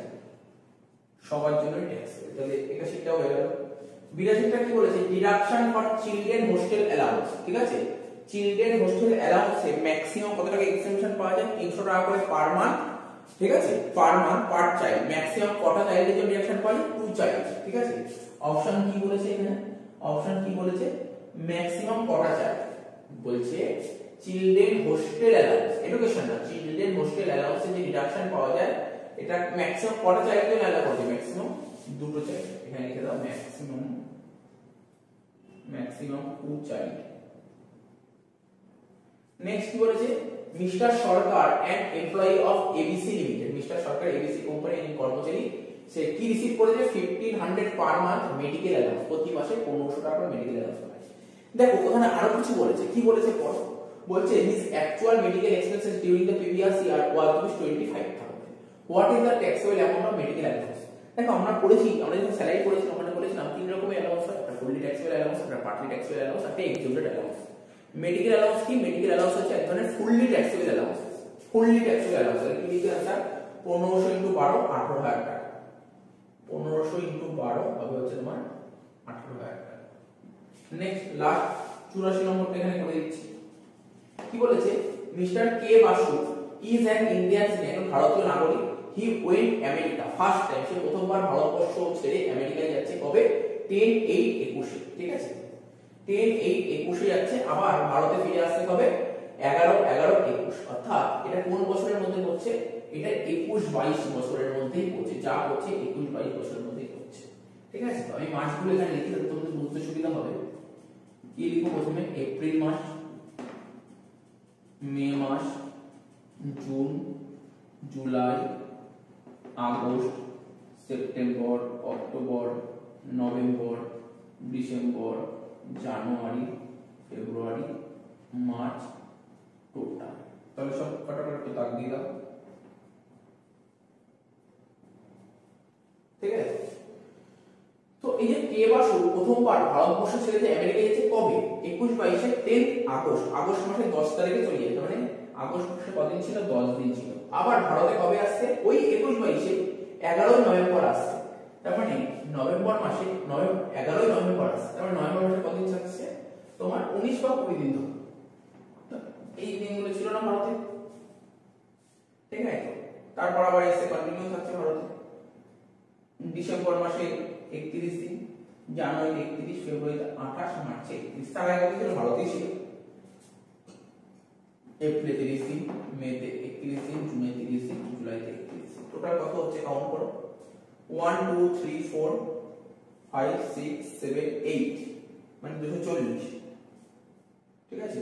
41 42 43, 243 আর 253 আর 20, 253 আর 20 273। তো আমাকে জানতে চেয়েছে, কি জানতে চেয়েছে? বলছে হিজ রেসিডেন্স স্ট্যাটাস ফর 21-22, 21-22 কত ছিল? 21-22 273 দিন ছিল, ঠিক আছে? 21-22 কত দিন ছিল? 21-22 তোমার 273 দিন ছিল। তো এখানে জানতে চেয়েছে 21-22 তার রেসিডেন্স স্ট্যাটাসটা কি হবে, ঠিক আছে? 21-22 এর রেসিডেন্সিয়াল স্ট্যাটাসটা কি হবে?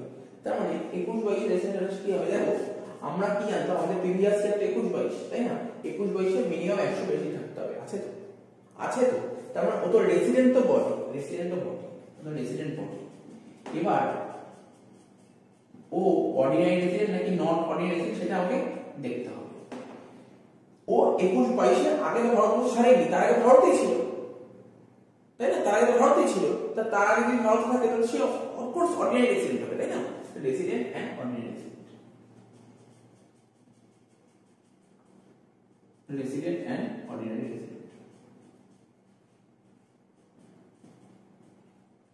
ঠিক আছে? आंसर হয়ে গেল। রুটু কেন সব একটা করে।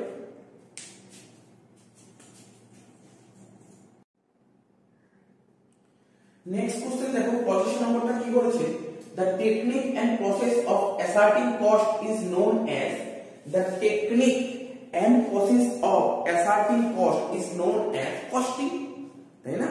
বলছে পরিব্যয় নির্ণয়ের কৌশল ও পদ্ধতিকে কি বলে? পরিব্যয় যে নির্ণয় করা হয় তার কৌশল আর পদ্ধতিকে কি বলে?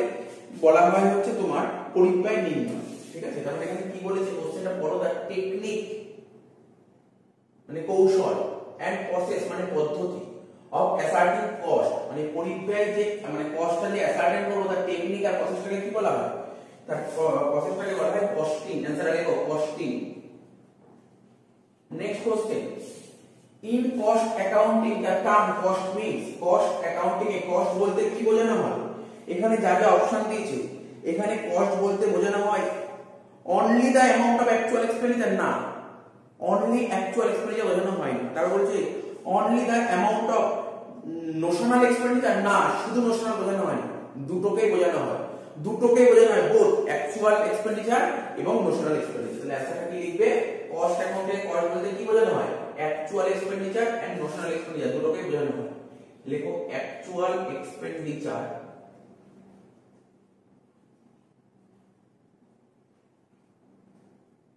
actual expenditure and notional expenditure, notional expenditure both।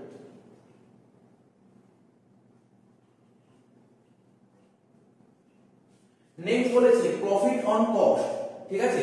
কস্টের উপর প্রফিট যদি 1/3 হয় তাহলে সেলের উপর কত? তো বহুবার বলেছি, তোমরা বোঝানোর জন্য কস্টের উপর যদি 1/3 হয় তাহলে সেলের উপর তো 1/4, কস্টের উপর 1/3 হলে সেলের উপর 1/4, আর 1/4 মানে কত পার্সেন্ট? 1/4 মানে 25%। এটা বোঝানোর কিছু নেই, আগে অনেকগুলো করা হয়েছে বলে আর বোঝালাম না, ঠিক আছে? হয়ে গেল। তারপর প্রাইম কস্টের সঙ্গে ফ্যাক্টরি ওভার যোগ করলে কি হয়? প্রাইম কস্ট আর ফ্যাক্টরি ওভার যোগ করলে হয় ওয়ার্ক কস্ট। লিখে দাও ওয়ার্ক কস্ট। এই ওয়ার্ক কস্টের আরেকটা নাম ফ্যাক্টরি কস্ট, ঠিক আছে? নেক্সট বলেছে aggregate of indirect material cost, indirect labour cost, indirect expenses. দেখো ম্যাটেরিয়াল ইনডাইরেক্ট, লেবার ইনডাইরেক্ট আর এক্সপেন্সেস তিনটে ইনডাইরেক্ট যোগ করলে তাকে বলা হয় ওভারহেড, তাকে বলা হয় ওভারহেড। নেক্সট বলেছে which of the following is applicable for same variable cost, ঠিক আছে? এখানে অনেকগুলো পয়েন্ট দিয়ে কোনটা সেম ভেরিয়েবল কস্টের মধ্যে পড়বে। প্রথমে বলছে direct material, direct material variable cost. Next বলছে it vary with changes in volume of output, ঠিক আছে? এটাও হবে না। নেক্সট বলেছে it is partly fixed and partly variable with changes in volume of output, মানে সেম ভেরিয়েবল কস্ট কি? যার মধ্যে কিছুটা পোরশন ফিক্সড থাকে কিছু ভেরিয়েবল থাকে, এটাই তো সেম ভেরিয়েবল কস্ট, তাই না? তো লেখো ইট ইজ পার্টলি ফিক্সড, কোথায় লিখবো? এখানে লেখা যাবে 90 নম্বরের आंसर আমি এখানে করে দিচ্ছি। ইট is partly fixed, it is partly fixed, ঠিক আছে? and partly variable, and partly variable, it is partly fixed and partly variable, it is partly fixed and partly variable with changes in volume, with changes in volume, with changes in volume of output, of ঠিক আছে? Clear হয়েছে? Clear হয়েছে? 90 হয়ে গেল। এরপর কি বলেছে? 91 নম্বর একটা অঙ্ক দিয়েছে, বলেছে ইকোনমিক অর্ডারিং কোয়ান্টিটি মানে ইওকিউ তোমাকে বলে দিয়েছে 3000, অ্যানুয়াল ডিমান্ড মানে ইউ বলে দিয়েছে, বলে নাম্বার অফ অর্ডার কত? আমরা জানি নাম্বার অফ অর্ডার বের করার ফর্মুলা, লিখো number of order equal to U by EOQ. Number of order কত বলেছে? নাম্বার অফ অর্ডার অঙ্ক বলে দিয়েছে, ও এটাই তো বের করতে বলেছে। ইউ কত? ইউ মানে অ্যানুয়াল ডিমান্ড হচ্ছে 24000 আর ইওকিউ কত? 3000। এটা করে কত হবে 8 টাইমস হয়ে গেল স্যার 92 টা কি বলেছে 92 বলছে ওপেনিং স্টক বলছে এত ইউনিট, ক্লোজিং স্টক বলছে এত ইউনিট, সোল্ড বলছে এত ইউনিট, প্রোডাকশন কত হবে মানে প্রোডিউস কত হবে। তো লিখো প্রোডাকশন ইকুয়াল টু, ফর্মুলা আমরা জানি, production equal to sale plus closing stock minus opening stock. Sale কত বলেছে, সেল বলেছে 30000 ইউনিট, ক্লোজিং স্টক কত বলেছে 10000 ইউনিট, ওপেনিং স্টক কত বলেছে 5000 ইউনিট। তাহলে आंसर কত হবে 35 হয়ে গেল। এটা লাস্ট 93 টা কি বলেছে, বলছে material control is a systematic control over, material control হচ্ছে এক ধরনের সিস্টেমেটিক কন্ট্রোল ওভার মানে মালপত্রের নিয়ন্ত্রণ হলো একটা সুনির্দিষ্ট প্রক্রিয়া যা নিয়ন্ত্রণ করে, ঠিক আছে, কাকে কাকে নিয়ন্ত্রণ করে, মালপত্র সংগ্রহ, মালপত্র মজুত, মালপত্র ব্যবহার। তাহলে লেখো অ্যানসারটা, লেখো অ্যানসারটা হবে তোমার প্রকিউরমেন্ট অফ ম্যাটেরিয়াল। অ্যানসার লেখো procurement of material, procurement of material মানে হচ্ছে মালপত্র সংগ্রহ, ঠিক আছে, প্রকিউরমেন্ট অফ ম্যাটেরিয়াল মানে মালপত্র সংগ্রহ। তারপর storage of material, storage of material, storage মানে তোমরা সবাই জানো, স্টোরেজ অফ ম্যাটেরিয়াল স্টোর করা মানে কি মজুত করা, ঠিক আছে, মালপত্র মজুত। আর কি আছে তোমার ইউজেস অফ ম্যাটেরিয়াল মানে মালপত্র ব্যবহার, ইউজেস অফ ম্যাটেরিয়াল, ঠিক আছে। তাহলে কোশ্চেনটা পড়ো, আবার বলছি, বলছে material control is a systematic control, ঠিক আছে, ওভার অর্থাৎ মালপত্রের নিয়ন্ত্রণ হলো একটা সুনির্দিষ্ট প্রক্রিয়া যেটা নিয়ন্ত্রণ করে, কাকে নিয়ন্ত্রণ করে, মালপত্র সংগ্রহকে নিয়ন্ত্রণ করে, মালপত্র মজুতকে নিয়ন্ত্রণ করবে, আর মালপত্র ব্যবহারকে নিয়ন্ত্রণ করবে। অর্থাৎ procurement of material, storage of material, uses of material, এই বলেছে, ঠিক আছে, তিনটে কি হবে, তাহলে অ্যানসার হবে বোথ। তাহলে বোঝা গেল। তো এবার টোটাল কটা হলো 93, 93 টা কোশ্চেন হলো।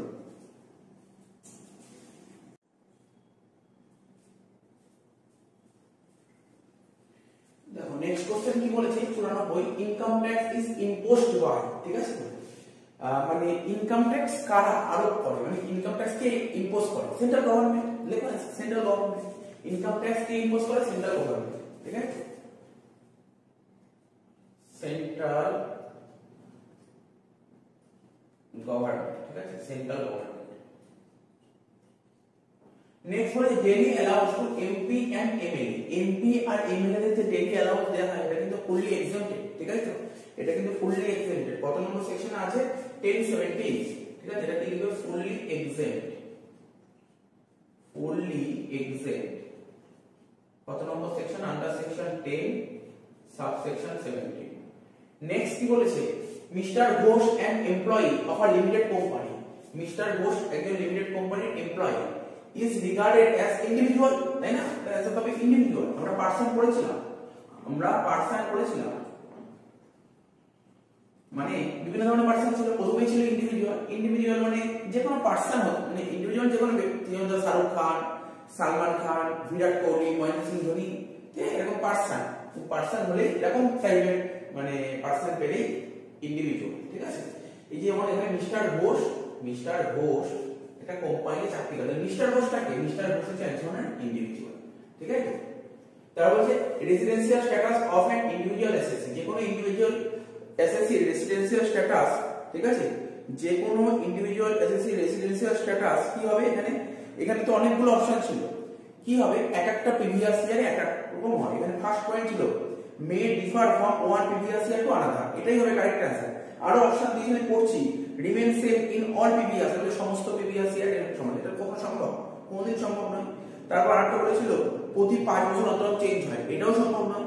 তারপর বলছে চেঞ্জ এভরি, মানে প্রতি 10 বছর অন্তর চেঞ্জ হয়, ভুল। কারেক্ট आंसर হবে এক একটা প্রিভিয়াস ইয়ারে এক এক রকম হয়, ঠিক আছে। এই লিখতে পারো তুমি may differ from one previous year, লেখো may differ, may differ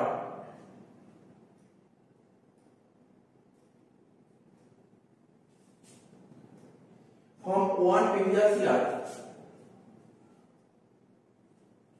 from one previous year TY লিখলাম জায়গা নিয়ে, ঠিক আছে, to another, ঠিক আছে।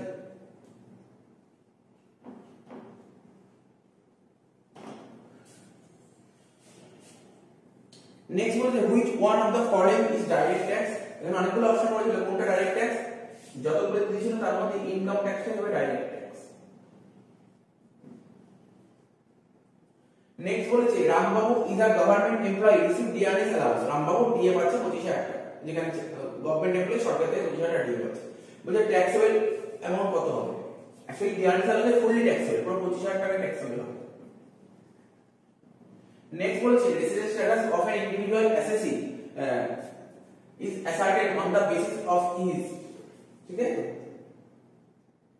তো এটা কি বলেছে, বলছে residential status of an individual, যে কোনো ইন্ডিভিজুয়ালের রেসিডেন্স স্ট্যাটাসটা ইজ অ্যাসার্টেড, ঠিক আছে, আমরা নির্ধারণ করি on the basis of his, তার সিটিজেন মানে তার নাগরিকত্বের উপর বেস করে। কোনোদিন নাগরিকত্বের উপর বেস করে রেসিডেন্স হয় না, এজের উপর বেস করে না, এটাও ঠিক নয়।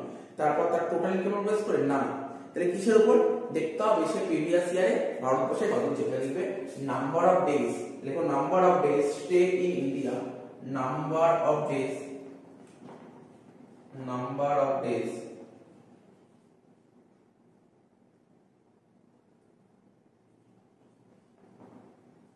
stay in India, number of days stay in India in previous year, next কোশ্চেনটা তোমরা দেখতে পাচ্ছ কি বলেছে, an income can be taxable under the head of salary only when the relationship between payer and payee মানে কি সম্পর্ক, ঠিক আছে। বলছে an income can be taxable মানে যে কোনো ইনকাম ট্যাক্সেবল হবে স্যালারি খাতে, ঠিক আছে, যদি পেয়ার আর পেয়ির মধ্যে কিরকম রিলেশন থাকে, মালিক আর কর্মচারী, ঠিক আছে। তো এমপ্লয়ার আর এমপ্লয়ি, आंसर লিখবে employer and employee। Last question কি বলেছেন দেখো, mister Roy an Indian citizen, ঠিক আছে, মানে মিস্টার রয় একজন ভারতীয় নাগরিক, লেফট ইন্ডিয়া, ভারত ছাড়ছে কবে, ফর দ্য ফার্স্ট টাইম, প্রথমবার ভারত ছাড়ছে, for the purpose of foreign tour, foreign ট্যুরের জন্য ভারত ছাড়ছে প্রথমবারের জন্য। হি will be treated as non resident, তাকে নন রেসিডেন্ট বলা হবে, অ্যাসেসমেন্ট ইয়ার 22 দিয়েছে, তাকে নন রেসিডেন্ট বলা হবে। If he stay in India, ঠিক আছে, যদি সে ভারতে থাকে ডিউরিং দ্য প্রিভিয়াস ইয়ার 21-22, এখানে অনেকগুলো অপশন ছিল, তার মানে শিখিয়েছিলাম বেসিক কন্ডিশন মাথায় রাখতে হবে। বেসিক কন্ডিশন কি ছিল? ফার্স্ট কন্ডিশন ছিল প্রিভিয়াস ইয়ারে 182 দিন বা তার বেশি থাকতে হবে তাদের রেসিডেন্ট, এক নম্বর। দু নম্বর ছিল যদি না থাকতে পারে তখন 60 দিন থাকতে হবে এবং লাস্ট 4 বছরে মোট 362 দিন থাকতে হবে। এখানে অপশন বলেছে, আমি অপশনগুলো বলছি, তোমরা নিজেরাই অ্যানসার দিতে পারবে। প্রথম অপশন হলো 65 দিন, প্রিভিয়াস ইয়ারে যদি কি ছিল না, মিস্টার রয় যদি 65 দিন থাকে, তাই তো, তাহলে দেখতে হবে লাস্ট 4 বছরে। দেখো না, মিস্টার রয় যদি প্রিভিয়াস ইয়ারে 65 দিন থাকে, তো ভারতীয় নাগরিক ছিল, তখন আগের বছরগুলো ভারতেই ছিল, তাহলে রেসিডেন্ট বলা হবে না, এই অপশন হবে না। নেক্সট পয়েন্ট বলছে 182 দিন, আরে 182 দিন তাহলে রেসিডেন্টই হচ্ছে। 50 দিন, যদি মিস্টার রয় যদি প্রিভিয়াস ইয়ার মানে 21-22 যদি ভারতবর্ষে যদি মানে কতদিন বলেছে, কতদিন বললাম আমরা করে নিই, 50 দিন, যদি 50 দিন থাকে তাহলে তো হচ্ছে না, ফার্স্ট বেসিক কন্ডিশন 182 দিন নেই, সেকেন্ড বেসিক কন্ডিশন 60 এবং লাস্ট 4 বার 362 না, তাহলে যদি 50 দিন থাকে তাহলে নন রেসিডেন্ট বলা হবে। आंसर কি হবে 50 days, ঠিক আছে। এই বলছে কিছুই নেই, কোশ্চেন গুলো একদম ইজি কোশ্চেন, তো ঠুকে নাও এইগুলো।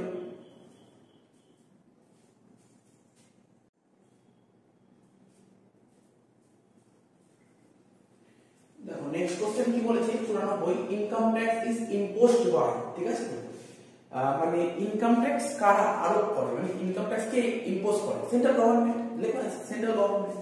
ইনকাম ট্যাক্স কে ইম্পোজ করে, সেন্ট্রাল গভর্নমেন্ট, ঠিক আছে, সেন্ট্রাল গভর্নমেন্ট, ঠিক আছে, সেন্ট্রাল গভর্নমেন্ট। নেক্সট বলে daily allowance to MP and MLA, MP আর এমএলএ এর যে ডেইলি অ্যালাউন্স দেয়া হয় এটা কিন্তু ফুললি এক্সাম্পটেড, ঠিক আছে, এটা কিন্তু ফুললি এক্সাম্পটেড। কত নম্বর সেকশনে আছে 1070, ঠিক আছে, এটা কিন্তু ফুললি এক্সাম্পট, exempt। কত নম্বর section? Under section 10 subsection 17।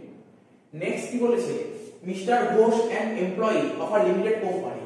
Mister Ghosh একজন লিমিটেড কোম্পানির employee, is regarded as individual, তাই না? অ্যাজ আ টপিক ইন্ডিভিজুয়াল আমরা পার্সন পড়েছিলাম, মানে বিভিন্ন ধরনের পার্সন ছিল। প্রথমেই ছিল ইন্ডিভিজুয়াল। ইন্ডিভিজুয়াল মানে যে কোনো পার্সন হোক, মানে ইন্ডিভিজুয়াল যে কোনো ব্যক্তি, যেমন শাহরুখ খান, সালমান খান, বিরাট কোহলি, মহেন্দ্র সিং ধোনি, ঠিক আছে, এরকম পার্সন হলে এরকম টাইপের মানে পার্সন পেলেই ইন্ডিভিজুয়াল, ঠিক আছে। এই যে আমাদের এখানে মিস্টার ঘোষ একটা কোম্পানিতে চাকরি করে। মিস্টার ঘোষটাকে, মিস্টার ঘোষ হচ্ছে একজন ইন্ডিভিজুয়াল, ঠিক আছে। তারপর হচ্ছে residential status of an individual অ্যাসেসি। যে কোনো ইন্ডিভিজুয়াল অ্যাসেসি রেসিডেন্সিয়াল স্ট্যাটাস, ঠিক আছে, যে কোনো ইন্ডিভিজুয়াল অ্যাসেসি রেসিডেন্সিয়াল স্ট্যাটাস কি হবে এখানে তো অনেকগুলো অপশন ছিল, কি হবে এক একটা প্রিভিয়াস ইয়ারে এক এক রকম হয়। এখানে ফার্স্ট পয়েন্ট ছিল may differ from one previous year to another, এটাই হবে কারেক্ট অ্যান্সার। আরো অপশন দিয়েছেন পড়ছি, remain same in all previous, মানে সমস্ত প্রিভিয়াস ইয়ার এর সমান। এটা কখনো সম্ভব? কোনোদিন সম্ভব নয়। তারপর আরেকটা বলেছিল প্রতি 5 বছর অন্তর চেঞ্জ হয়, এটাও সম্ভব নয়। তারপর বলছে চেঞ্জ এভরি, মানে প্রতি 10 বছর অন্তর চেঞ্জ হয়, ভুল। কারেক্ট অ্যান্সার হবে এক একটা প্রিভিয়াস ইয়ারে এক এক রকম হয়, ঠিক আছে। এই লিখতে পারো তুমি may differ from one previous year, লিখো মে ডিফার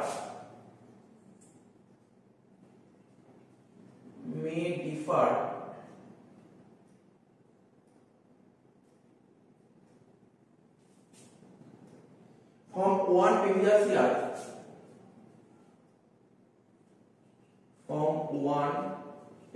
year, TY লিখলাম জানি, ঠিক আছে, to another, ঠিক আছে।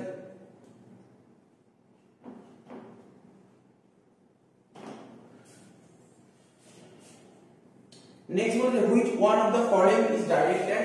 এখানে অনেকগুলো অপশন বলেছিল, কোনটা ডাইরেক্ট ট্যাক্স? যতগুলো দিয়েছিল তার মধ্যে ইনকাম ট্যাক্সটা হবে ডাইরেক্ট ট্যাক্স। নেক্সট বলেছে Rambabu is a government employee receive DRS allowance. Rambabu DA পাচ্ছে 25,000 টাকা, যেখানে গভর্নমেন্ট এমপ্লয়ি সরকার থেকে 25,000 টাকা ডিএ পাচ্ছে। বলছে ট্যাক্সেবল অ্যামাউন্ট কত হবে? Actually DRS allowance fully taxable, পুরো 25,000 টাকা ট্যাক্সেবল হবে। নেক্সট বলেছে residence status of an individual অ্যাসেসি is asserted on the basis of his, ঠিক আছে। তো এটা কি বলেছে? বলছে residential status of an individual, যে কোনো ইন্ডিভিজুয়ালের রেসিডেন্স স্ট্যাটাসটা ইজ অ্যাসার্টেড, ঠিক আছে, আমরা নির্ধারণ করি on the basis of his, তার সিটিজেন মানে তার নাগরিকত্বের উপর বেস করে। কোনোদিন নাগরিকত্বের উপর বেস করে রেসিডেন্স হয় না, এজের উপর বেস করে না, এটাও ঠিক নয়। তারপর তার টোটাল ইনকামের উপর বেস করে না, তাহলে কিসের উপর দেখতে হবে? সে প্রিভিয়াস ইয়ারে ভারতবর্ষে কত যেটা লিখবে নাম্বার অফ ডেজ, লেখো number of days stay in India, number of days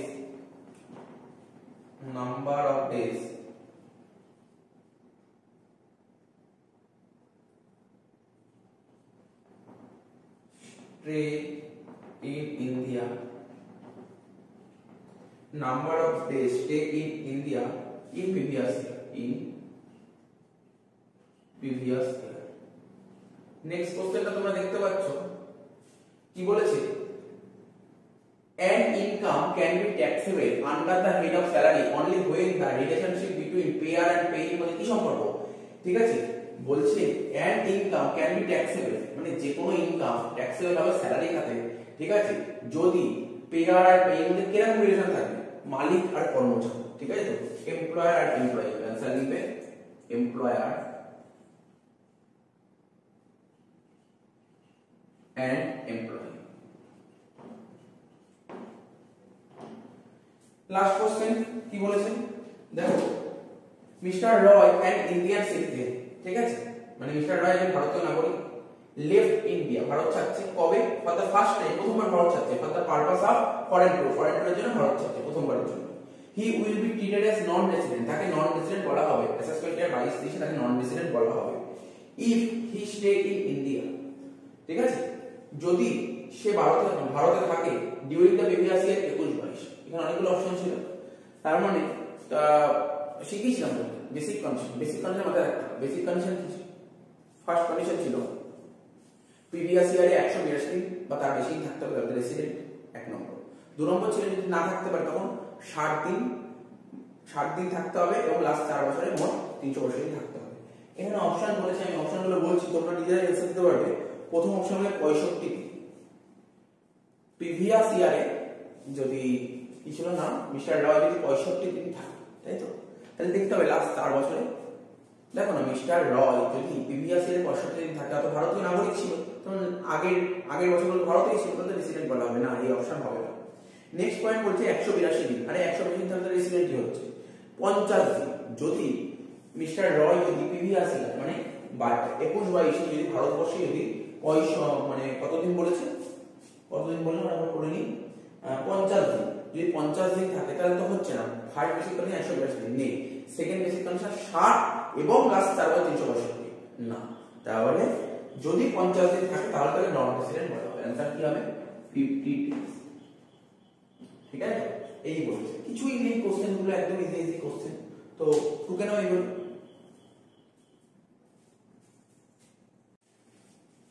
আচ্ছা, নেক্সট কোশ্চেন নাম্বার 103। ঠিক আছে, which of the following cost is direct material cost. এখানে অনেকগুলো অপশন দিয়েছে, বলছে কোনটা ডাইরেক্ট ম্যাটেরিয়াল কস্ট। ঠিক আছে, তো প্রথম পয়েন্টটাই হবে ডাইরেক্ট ম্যাটেরিয়াল কস্ট, মানে এখানে দিয়েছিল ওয়েজেস অফ ওয়ার্কার, এটা কখনো ডাইরেক্ট ম্যাটেরিয়াল কস্ট নয়। ঠিক আছে, তারপর হচ্ছে ফ্যাক্টরি রেন্ট, এটাও ডাইরেক্ট ম্যাটেরিয়াল কস্ট নয়। ইলেকট্রিসিটি, এটাও ডাইরেক্ট ম্যাটেরিয়াল কস্ট নয়। কিন্তু cost of paper used for printing books, এটা ডাইরেক্ট ম্যাটেরিয়াল কস্ট। দেখো, cost of paper used, cost of paper used, cost of paper used,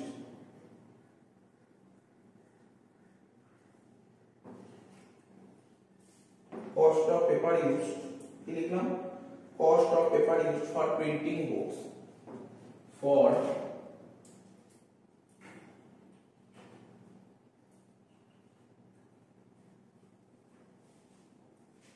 printing books। তাহলে prime cost টা কি, answer হবে এখানে দিছিল direct material, direct labour, direct other expenses, তিনটে prime কস্টের মধ্যে পড়ে। লাস্ট পয়েন্টটা লিখবে aggregate of direct material, direct labour and direct expenses. লেখো आंसर লিখো এগ্রিগেট মানে টোটাল, এগ্রিগেট অফ কি লিখবো, ডাইরেক্ট ম্যাটেরিয়াল কস্ট,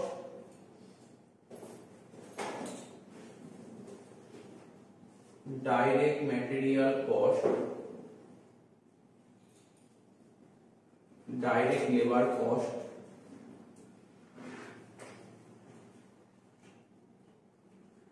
আর কি আরেকটা হবে তোমার ডাইরেক্ট এক্সপেন্সেস, ডাইরেক্ট এক্সপেন্সেস। তাহলে কি বলেছে, প্রাইম কস্টটা কি, এগ্রিগেট মানে টোটাল, আর টোটাল ডাইরেক্ট লেবার আর direct expenses, direct material, direct labour আর ডাইরেক্ট টোটালটাই হচ্ছে প্রাইম কস্ট। তাহলে the cost which remains constant, ঠিক আছে, which remain constant, the cost which remain constant in total over wide ranges of activity for a special time and does not change with changes in volume output is known as fixed cost। তাই না, আউটপুটের change যাই হোক না কেন, কস্টের কোনোই change হবে না, অর্থাৎ ভলিউম যাই চেঞ্জ হোক না কেন, কস্টের কোনো চেঞ্জ হবে না, এটাকে তো ফিক্সড কস্ট বলে। आंसर লিখো ফিক্সড কস্ট। নেক্সট অঙ্ক দিয়েছে, বলছে কস্ট অফ প্রোডাকশন বলে দিয়েছে 3,80,000 টাকা, opening stock of finished goods বলেছে 32,000 টাকা, closing stock of finished goods বলেছে 56,000 টাকা, বলে কস্ট অফ গুডস সোল্ড করতে নিচে করে দিয়েছে 106 নম্বরটা। COGS cost of goods sold বের করতে বলেছে, প্রথমে লিখতে হবে cost of production plus opening stock of finished goods minus closing stock of finished goods। তো কস্ট অফ প্রোডাকশন কত বলেছিল, 3,80,000, opening stock of finished goods কত বলেছিল 32,000, আর closing stock of finished goods বলেছিল 56,000।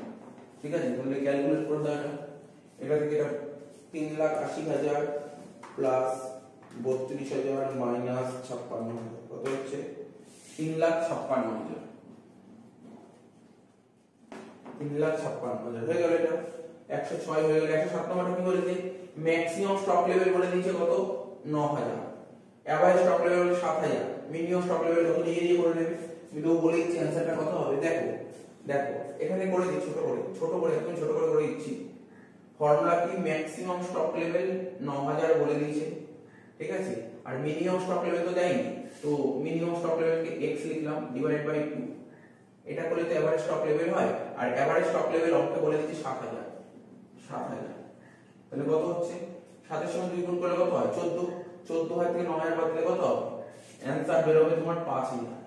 তুমি correct answer 5000, minimum stock level কত 5000 হয়ে গেল।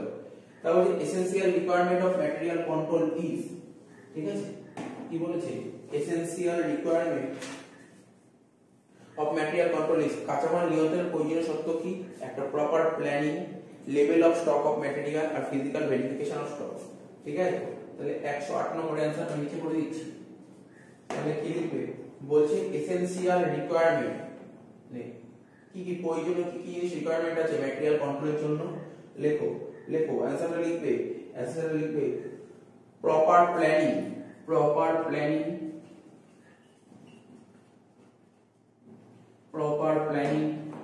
তারপর আর কোন point, level of stock of material,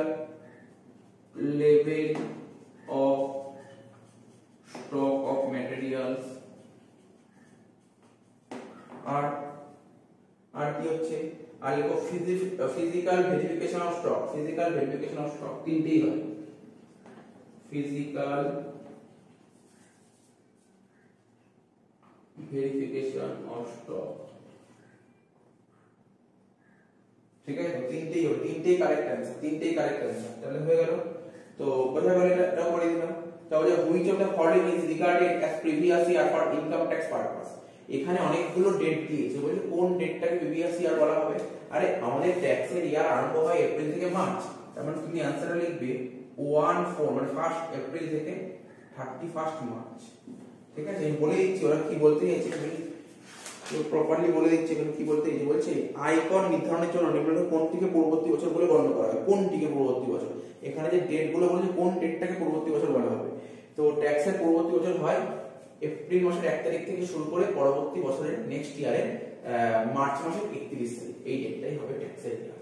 বলছে while determining the resident status of an individual, his prior presence in Indian should be, তাহলে বলেছে কোন একজন ইন্ডিভিজুয়ালের রেসিডেন্সিয়াল স্ট্যাটাস ডিটারমাইন করার জন্য ভারতবর্ষে থাকার কার্যকাল কি হতে হবে, কি একটানা থাকতে হবে, বা একই জায়গায় থাকতে হবে, বা একটানা এবং একই জায়গায় থাকতে হবে, নাকি একটানা এবং একই জায়গায় থাকতে হবে কোনো প্রয়োজন নেই। বলছে দেখো কি বলেছে আমাদের ভারতবর্ষে রেসিডেন্সিয়াল স্ট্যাটাস হতে গেলে কোনো ইন্ডিভিজুয়ালকে তো ভারত থাকতে হবে, সেটা কি কন্টিনিউ ভারত থাকতে হবে, নাকি at one place থাকতে হবে, নাকি কন্টিনিউ at one place থাকতে হবে, নাকি need not to continuous and at, এটা মানে কন্টিনিউ ভারতে থাকার কোনো দরকার নেই, আবার একই জায়গায় থাকতে হবে কোনো কথা নেই, ঠিক আছে। তো তুমি যেখানে এখানে সেখানে যেখানে জায়গায় থাকছে এখানে কিছু থাকতে পারো এবং কন্টিনিউ থাকতে কোনো কথা নেই। তাহলে লেখো অ্যানসারটা লিখবে need not be লেখো need not be, ঠিক আছে, need not be continuous, continue থাকার কোনো দরকার নেই, ঠিক আছে। and at one place, ঠিক আছে, এবং একই জায়গায় থাকার কোনো দরকার নেই, মানে কন্টিনিউ যেমন থাকার দরকার নেই আবার at one place থাকার দরকার নেই।